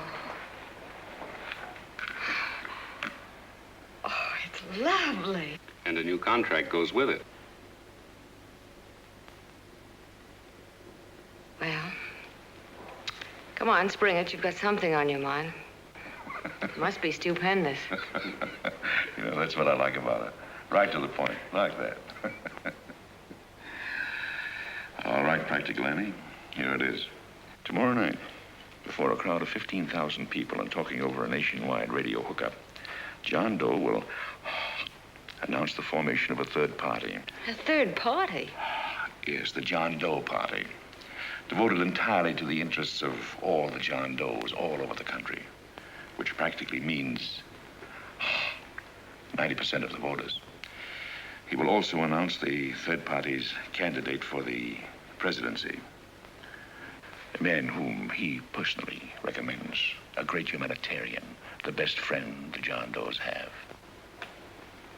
Mr. D.B. Norton. Yes.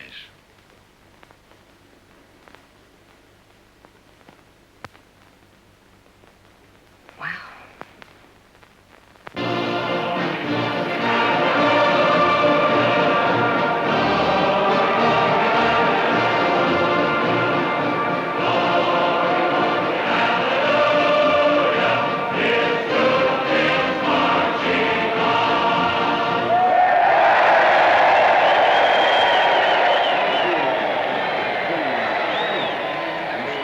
And although the opening of the convention is hours off, the delegates are already pouring into the ballpark by the droves, with lunch baskets, banners, and petitions asking John Doe not to jump off any roof. No matter how you look at it, it's still a phenomenal movement.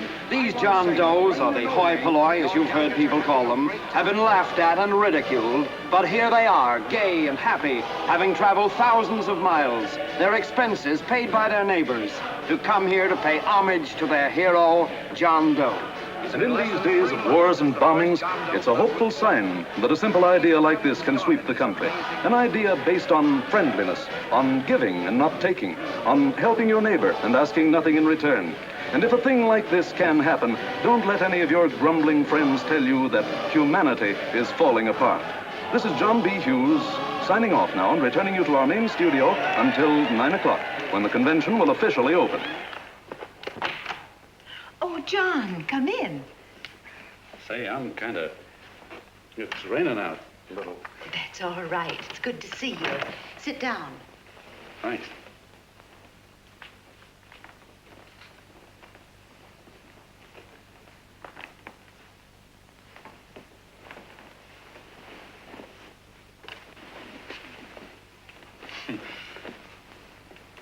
It's for Anne. Oh, how nice. Thank you very much. Flowers. I'm terribly sorry she isn't here. She isn't? No, she just left. I'm surprised you didn't run into her. She went over to Mr. Norton's house. Oh. Did you want to see her about something important? Yeah, well, no, it'll wait. Say, he's a nice man, isn't he? Mr. Norton, I mean. He's done an awful lot for the...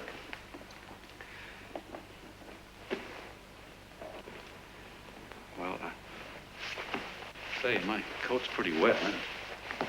I'm afraid I might have wet the couch a little.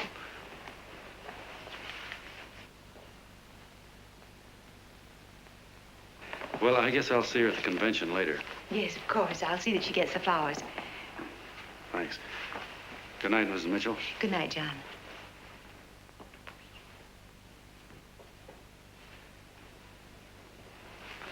Say, Miss Mitchell, I'm kind of glad Anne isn't here.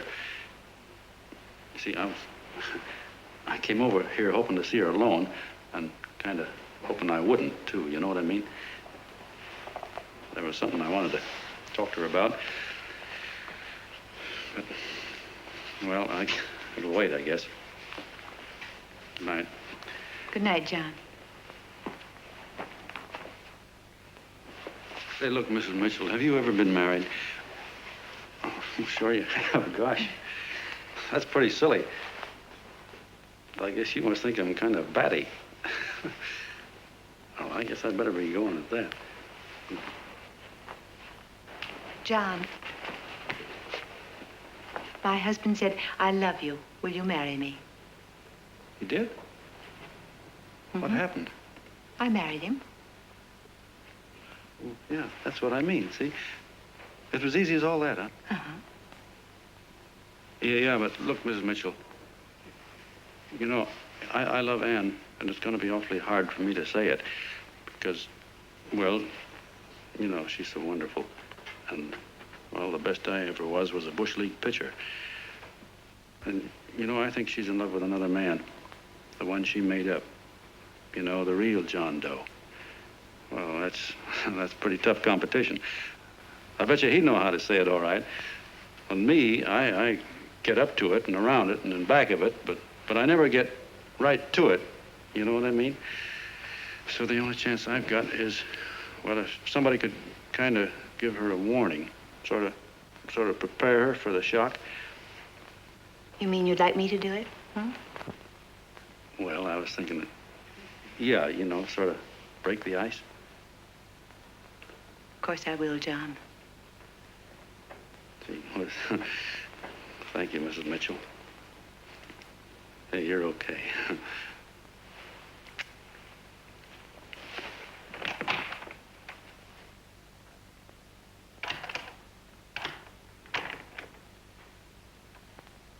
This John Doe meeting is going to be one of the biggest things that ever happened. Why, they're coming from all over. Trains, boxcars, wagons. Look out! Hello, bodyguards. Hey, had your dinner yet? Well, Jeff? Oh, that's all right. Well, look, no, go ahead and have your dinner. Wait a minute, John.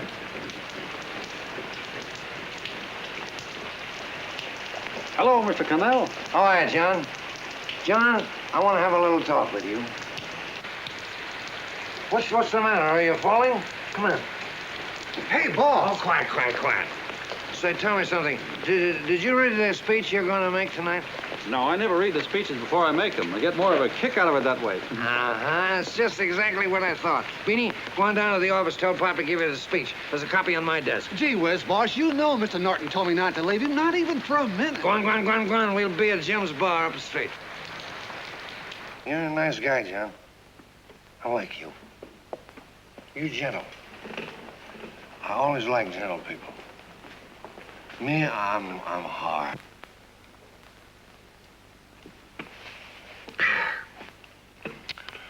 Yep, I'm hard. But you want to know something? I've got a weakness. Never guessed that, would you? Well, I have. Want to know what it is? Star-Spangled Banner. Screw you, huh? Well, maybe it is, but play the Star-Spangled Banner. I'm a sucker for it. Always gets me right here. Know what I mean? Yeah, it gets me right back here. Oh, back there, huh? Well, every man to his own taste.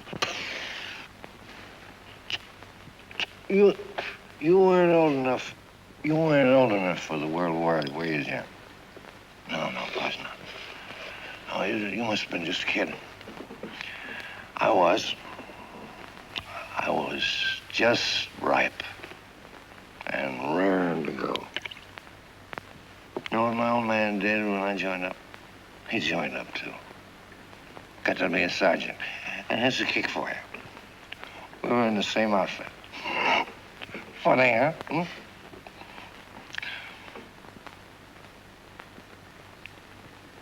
He was killed, John. I saw him get it.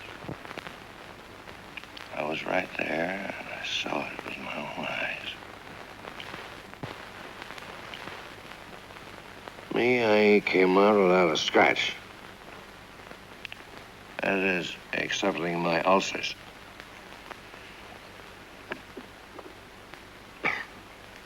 I should be drinking milk, you know. This stuff is poison.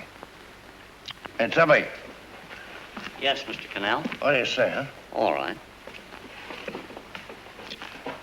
Yep, I'm a sucker for this country. I'm a sucker for the Star-Spangled Banner, and I'm a sucker for this country. I like what we got here. I like it. A guy can say what he wants and do what he wants without having a bayonet shoved through his belly. And that's all right, huh? You betcha. Yeah. Well, we don't want anybody coming around changing it, do we? No, sir. No, sir. And when they do, I get mad. I get boiling mad. Right now, John, I'm sizzling. I get mad for a lot of other guys besides myself. I get mad for a guy named Washington, and a guy named Jefferson, and Lincoln. Lighthouses, John. Lighthouses in a foggy world. You know what I mean? Yeah, you bet. Listen, pal. This fifth column stuff is pretty rotten, isn't it? Yeah, it certainly is. And you'd feel like an awful sucker if you found yourself marching right in the middle of it, wouldn't you? You. Of course, you wouldn't know it because you're gentle. But that's what you're doing. You're mixed up with a skunk, my boy. A no-good, dangerous skunk. Say, you're not talking about Mr. Norton, are you? I'm not talking about his grandfather's pet poodle. You must be wrong, Mr. Cannell. 'Cause he's been marvelous about the John Doe clubs. Yeah? Say, you're sold on this John Doe idea, aren't you? Sure. Sure. I don't blame you. So am I. It's a beautiful miracle. A miracle that can only happen right here in the good old USA. And I think it's terrific. What do you think of that? Me, hard-boiled Cannell, and I think it's plenty terrific. All right. Now, supposing a certain unmentionable worm whose initials are DB was trying to use that to shove his way into the White House so he could put the screws on, so he could turn out the lights in those lighthouses. What would you say about that, huh? Nobody's going to do that, Mr. Cannell. They can't use the John Doe clubs for politics. That's the main idea. Is that so? Then what's a big political boss like Hammett doing in town? And a labor leader like Bennett? And a lot of other big shots are up at DB's house right now. Wolves, John. Wolves. Waiting to cut up the John Does. Wait till you get a gander at the speech you're going to make tonight. You're all wet. Miss Mitchell writes those speeches. Nobody can make her write that kind of stuff. They can't, huh? Who do you think writes them? My Aunt Emma? I know she writes them. And gets a big bonus for doing them, too. A mink coat and a diamond bracelet. Don't write them. Why, that gold-grabbing dame would double-cross her own mother for a handful of Chinese yen. Shut up. If you weren't drunk, I'd... Hey, boss. Here's the speech, boss. Hey. Go on and read it, John, and then start sucking. Hey, wait a minute, Mr. Doe. Tubby? Yes, sir. Better bring me a glass of milk. I'm smoking too much. Yes, Charlie? Got everything all set? Fine. John Doe been taken care of? Good. How many people do you think will be there? 15,000? Oh, my, that's fine. Now, listen, Charlie. As soon as John Doe stops talking about me, I want you to start that demonstration. And make it a big one, you understand? Don't worry about that, DB. My boys are there. They'll take care of it. What? Yes, I'll be there 15 minutes after I get your call. Why, Mr. Doe. Where are they? In the dining room, sir.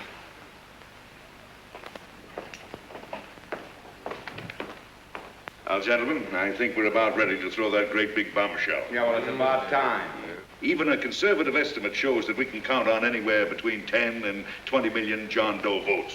Now, add to that the labor vote that Mr. Bennett will throw in, and the votes controlled by Mr. Hammett and the rest of you gentlemen in your own territories, and nothing can stop us. As I said before, I'm with you, providing you can guarantee the John Doe vote. Don't worry about that.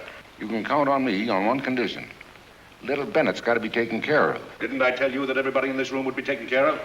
My agreement with you gentlemen stands. I'm with you, DB, but I still think it's a very daring thing we're attempting. These are daring times, Mr. Barrington.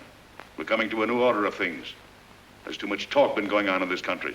Too many concessions have been made. What the American people need is an iron hand. You're right. That's true. You're quite right, DB. Discipline. And now, may I offer a little toast to Miss Ann Mitchell? The brilliant and beautiful lady who is responsible for all this.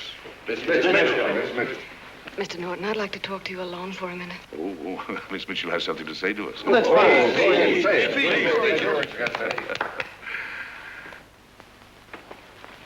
Hello.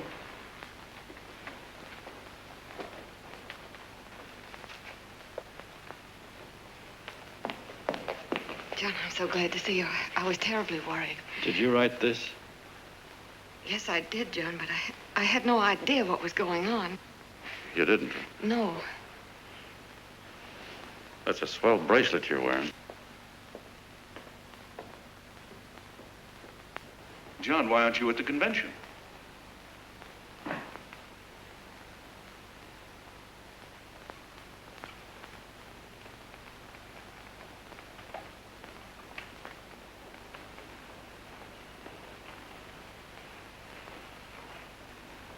Is there anything wrong? No, nothing's wrong. Everything's fine. So there's going to be a new order of things, huh? Everybody's going to cut himself a nice fat slice of the John Does, eh? You forgot one detail, Mr. Big Shot. You forgot me, the prize stooge of the world. Why, if you or anybody else thinks he's going to use the John Doe clubs for his own rotten purpose, he's going to have to do it over my dead body. Oh, hold on a minute, young man. Hold on. That's rather big talk.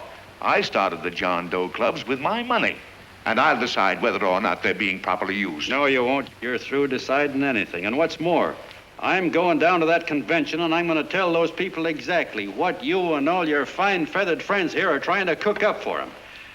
And I'm going to say it in my own words this time. Stop it, baby. Stop it. You ruined us, Stevie. Wait a minute, fella. My uncle wants to talk to you. Listen to me, my son. Before you lose your head completely, may I remind you that I picked you up out of the gutter and I can throw you right back there again? You've got a nerve accusing people of things. These gentlemen and I know what's best for the John Does of America, regardless of what tramps like you think. Get off that righteous horse of yours and come to your senses. You're the fake. We believe in what we're doing. You're the one that was paid the 30 pieces of silver. Have you forgotten that? Well, I haven't.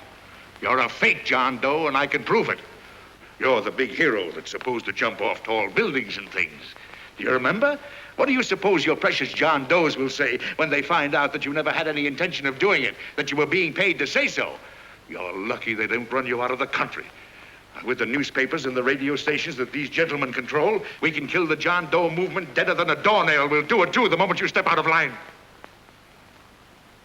Now, if you still want to go to that convention and shoot your trap off, you go ahead and do it.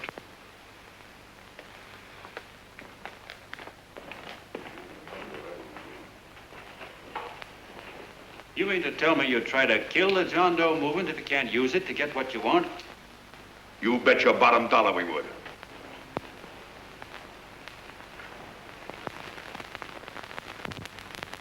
Well, that certainly is a new low.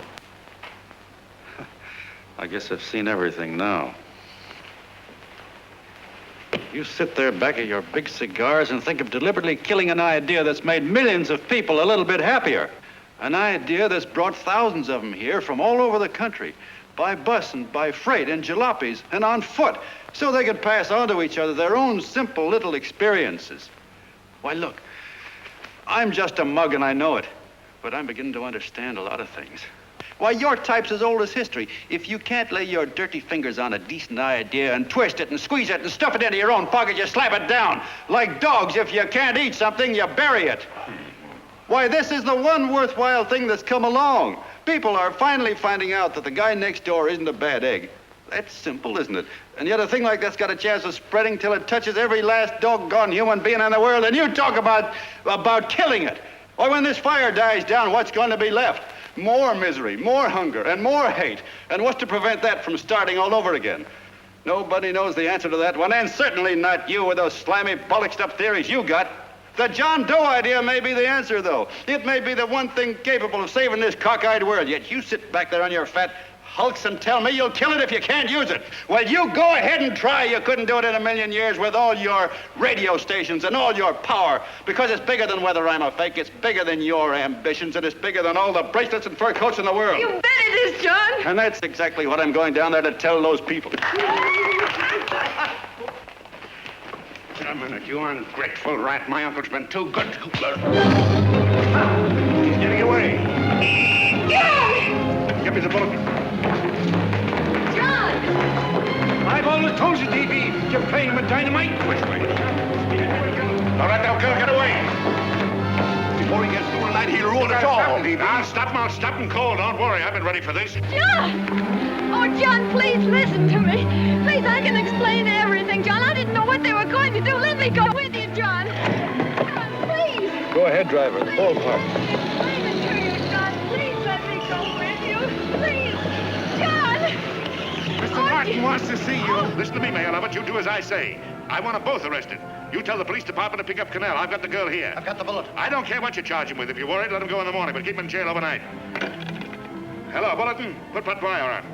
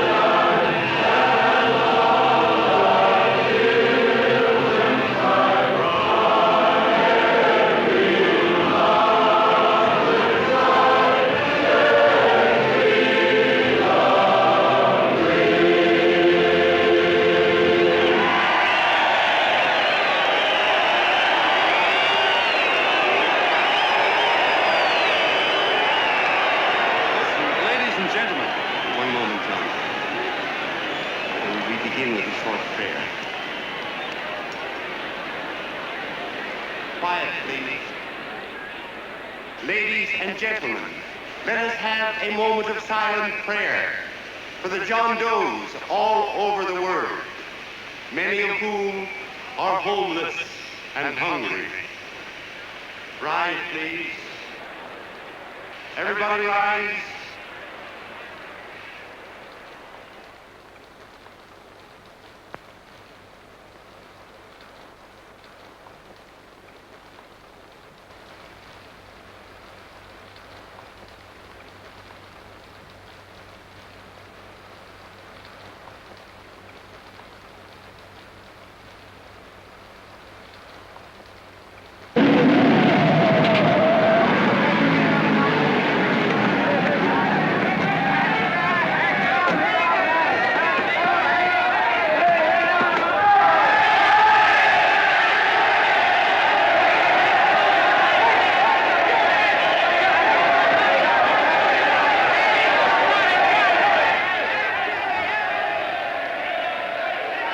Newsboys.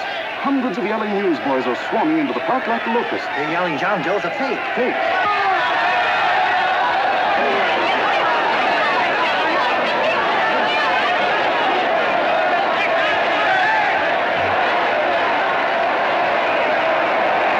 Federal investigation urged by Chamber of Commerce. How could he be a fake? It must be some kind of a gag. A what? A gag. A gag.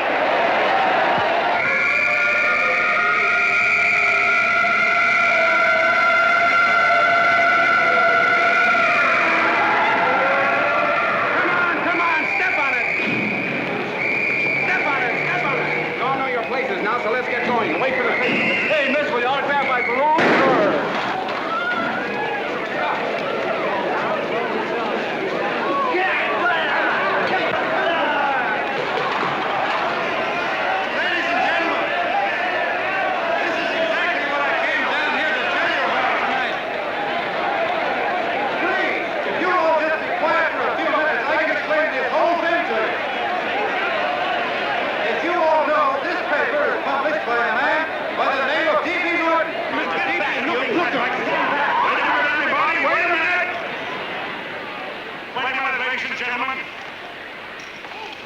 My name is D.B. Norton. You all know me. I accuse this man of being a faker. We've been taken for a lot of suckers, and I'm the biggest of the lot. I spend a fortune backing this man in what I believe to be a sincere and worthy cause, just as you all did. And now I find out it's nothing but a cheap racket cooked up by him and two of my employees for the sole purpose of collecting dues from John Does all over the country. That's a lie. It's not a lie. Nickels and dimes to stuff into their own pockets. You can read all about it in the newspapers there. That's a lie. Listen, Yeah, ladies and gentlemen, go don't of me. believe what... This man had no intention of jumping off the top of a building. He was paid to say so. Do you deny that? That's got nothing to do with it. Were you paid for it or weren't you? Yes, I was paid, but there And happened... what about the suicide note? You didn't write that either. What difference... Did you write it or didn't you? No, I didn't write it. Now, you bet your life you didn't. You look in your papers, ladies and gentlemen, and you'll find Miss Nixon's signed confession that she was the one who wrote it. Listen, folks, it's a fact that I didn't write the letter. There, you see, he admits it. You're a fake, John Doe. For what you have done to all these good people, they ought to run you out of the country. And I hope they do it.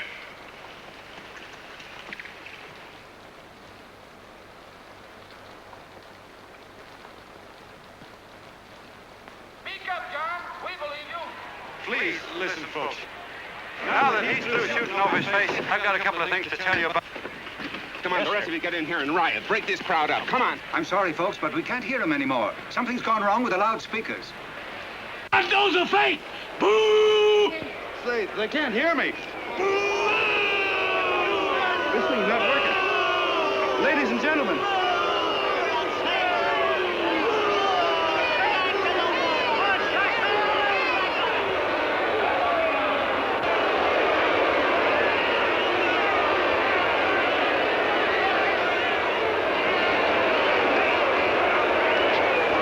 This thing's bigger than whether I'm a fake. Look, Kurt, you believe me, don't you? Sure, I believe you. Walking my legs off, digging up 5,000 signatures for a phony. Well, there you are, Mr. Doe. 5,000 names asking you not to jump off any roof. It makes no difference, Bert. The idea's still good. We don't have to give up our club. Yeah, well, you can have it. They're starting to throw things. Somebody's going to get hurt. I'm afraid it'll be John Doe. Listen to that mob. I've got to go to him. All right, lady. Can't let you out. Oh, let me go. I want to go to him. Oh, please. Please let me go. They're crucifying him. I can help them. Sorry, sister, we got orders to hold. Orders from who? Can't you see it's a framer? And oh, mother, they won't let me go. They won't let me go. Listen, folks. You gotta listen to me, everybody. Back to the jungle, you hobo! Just another racket. Stick to your clubs. We've been fed baloney so long we're getting used to it.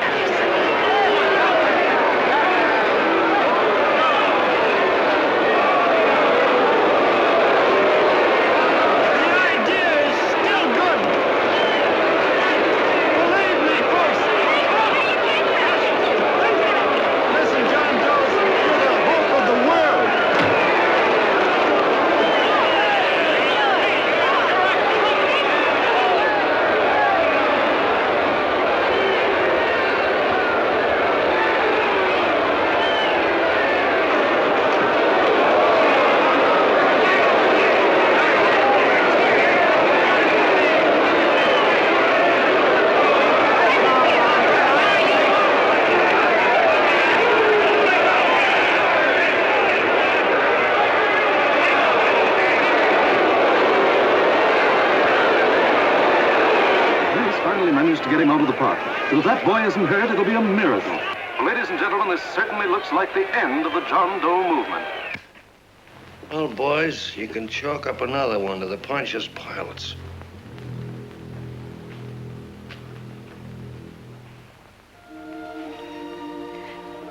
I should have been there. I could have helped him. He was so all alone. A lot of us are going to be mighty ashamed of ourselves after tonight. We certainly didn't give that man much of a chance.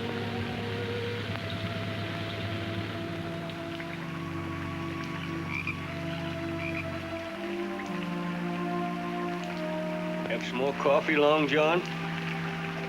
No thanks, Carl.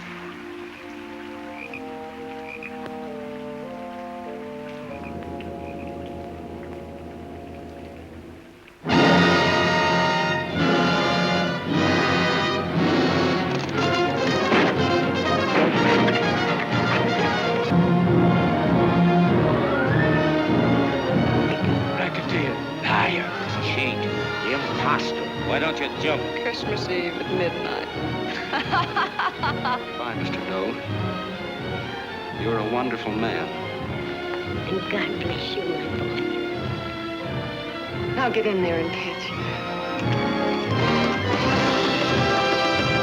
You're a fake John Doe, and I can prove it. You're the big hero who's supposed to jump off tall buildings and things. Do you remember? What do you suppose your precious John Does will say when they find out that you never had any intention of doing it, that you were being paid to say so? Christmas Eve at midnight.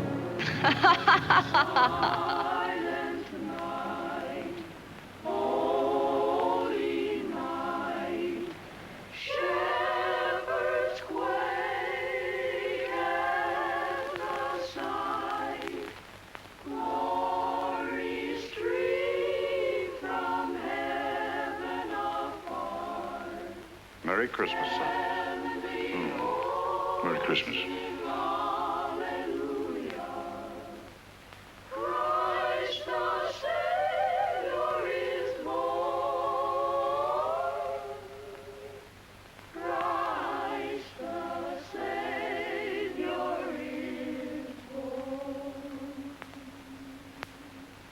Thank you, sir.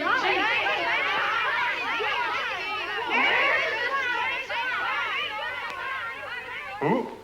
John Doe. Is that screwball still around? Dame's been calling all day. Sure, I know. Yeah, at midnight, huh? Okay, lady. We'll have the place surrounded with nets. They're laughing at me.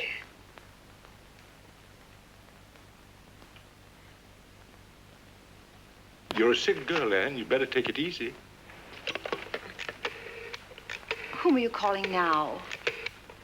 You called that number not 10 minutes ago. Hello, Mr. Cannell. Have you seen him yet? Now listen, Ann, he can't possibly get in without our seeing him. I'm watching the side door and the colonel's out front, so stop worrying. Oh. Thank you.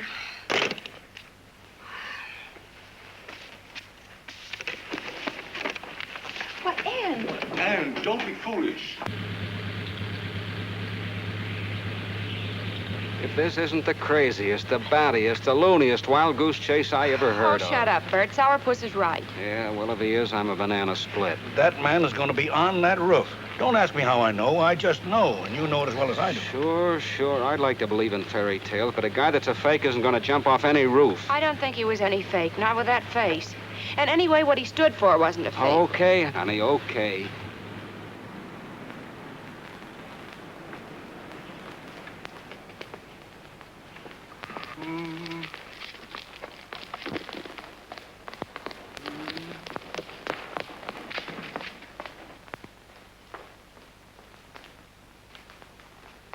Elevators ain't running. Colonel, You shouldn't have got out of bed, miss. has he been here? No. Have you seen him? I ain't seen him for a week. Where's Cannell? He's watching the other door. Oh, you're swell. Oh. No sense in going up there. I've been here for hours. He ain't here. Let me go, will you? Now, that's crazy. It's 14 floors.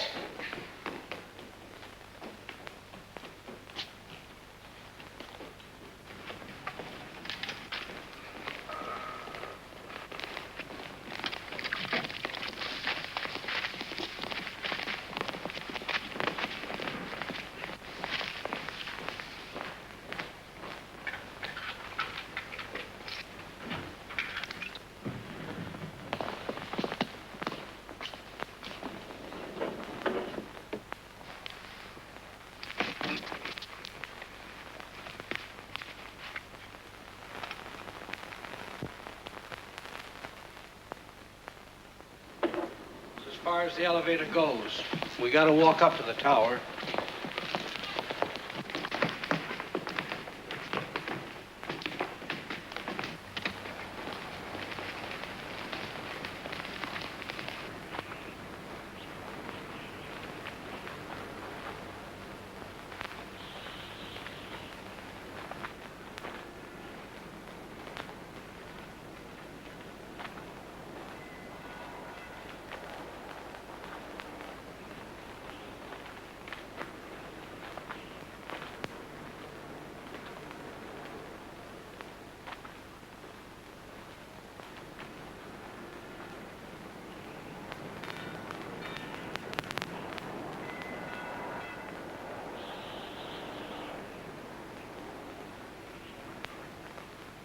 That tramp was probably full of Christmas cheer and asleep in some flop house.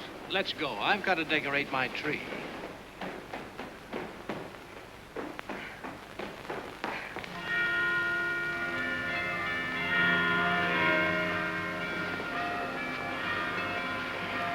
Well, I give up. I don't know what gave us the idea that we'd attempt anything like this. I guess you're right. I'm afraid the joke's on us. Let's go. I hope nobody finds out we've been here.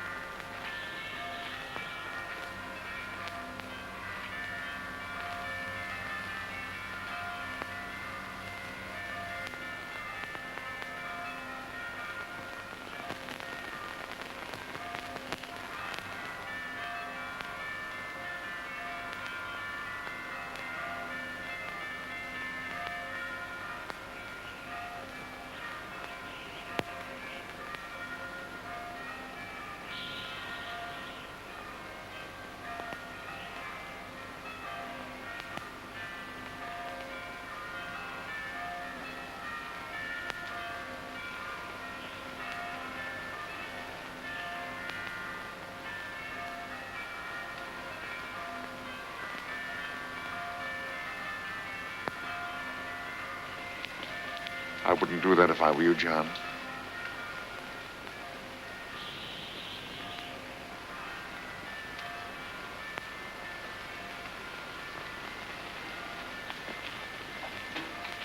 It'll do you no good.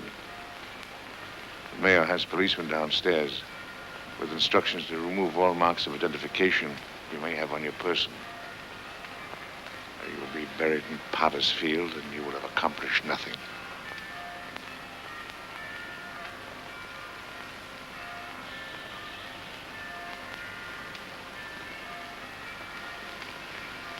I've taken care of that. I've already mailed a copy of this letter to Mr. Cannell. John, why don't you forget this foolishness? Stop right where you are, Mr. Norton, if you don't want to go overboard with me.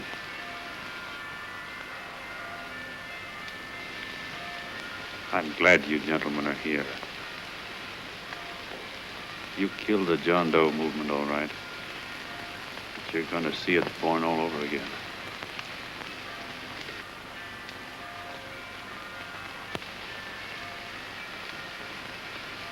Now, take a good look, Mr. Norton. John! John! Oh, John, no, I won't let you. I love you, darling. Oh, please. Please don't give up. We'll start all over again. Just you and I. It isn't too late. The John Doe movement isn't dead yet. You see, John, it isn't dead or they wouldn't be here. It's alive in them. They kept it alive by being afraid of it. That's why they came up here. Oh, darling. Sure, it should have been killed. It was dishonest. But we can start clean now. Just you and I. It'll grow, John, and it'll grow big because it'll be honest this time. Oh, John, if it's worth dying for, it's worth living for. Oh, please, John. Oh. Oh, please, please, God, help me. John, look at me. You want to be honest, don't you? Well, you don't have to die to keep the John Doe idea alive. Someone already died for that once. The first John Doe. And he's kept that idea alive for nearly 2,000 years. It was he who kept it alive in them. And he'll go on keeping it alive forever and always. For every John Doe movement these men kill, a new one will be born. That's why those bells are ringing, John. They're calling to us. Not to give up, but to keep on fighting, to keep on pitching. Oh, don't you see, darling? This is no time to give up. You and I, John, we... Oh, no. No, John. If you die, I want to die, too. Oh, I love you. I do.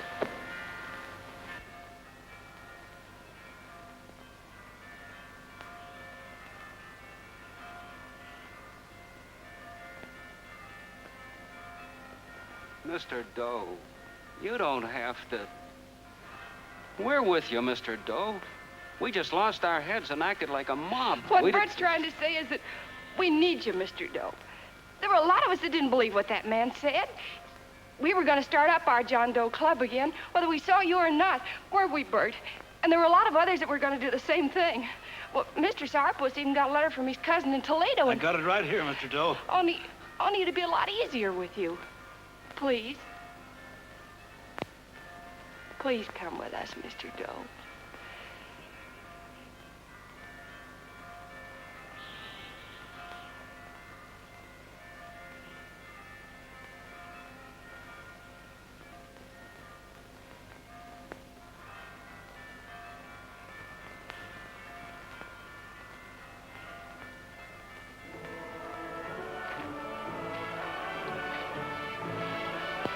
Long John. Mr. Doe. Here, we'll help you with her. She'll be all right. Mr. Doe, take her right down to the car. And right up. Look, we got a car right down to her. They are, Norton, the people. Try and lick that.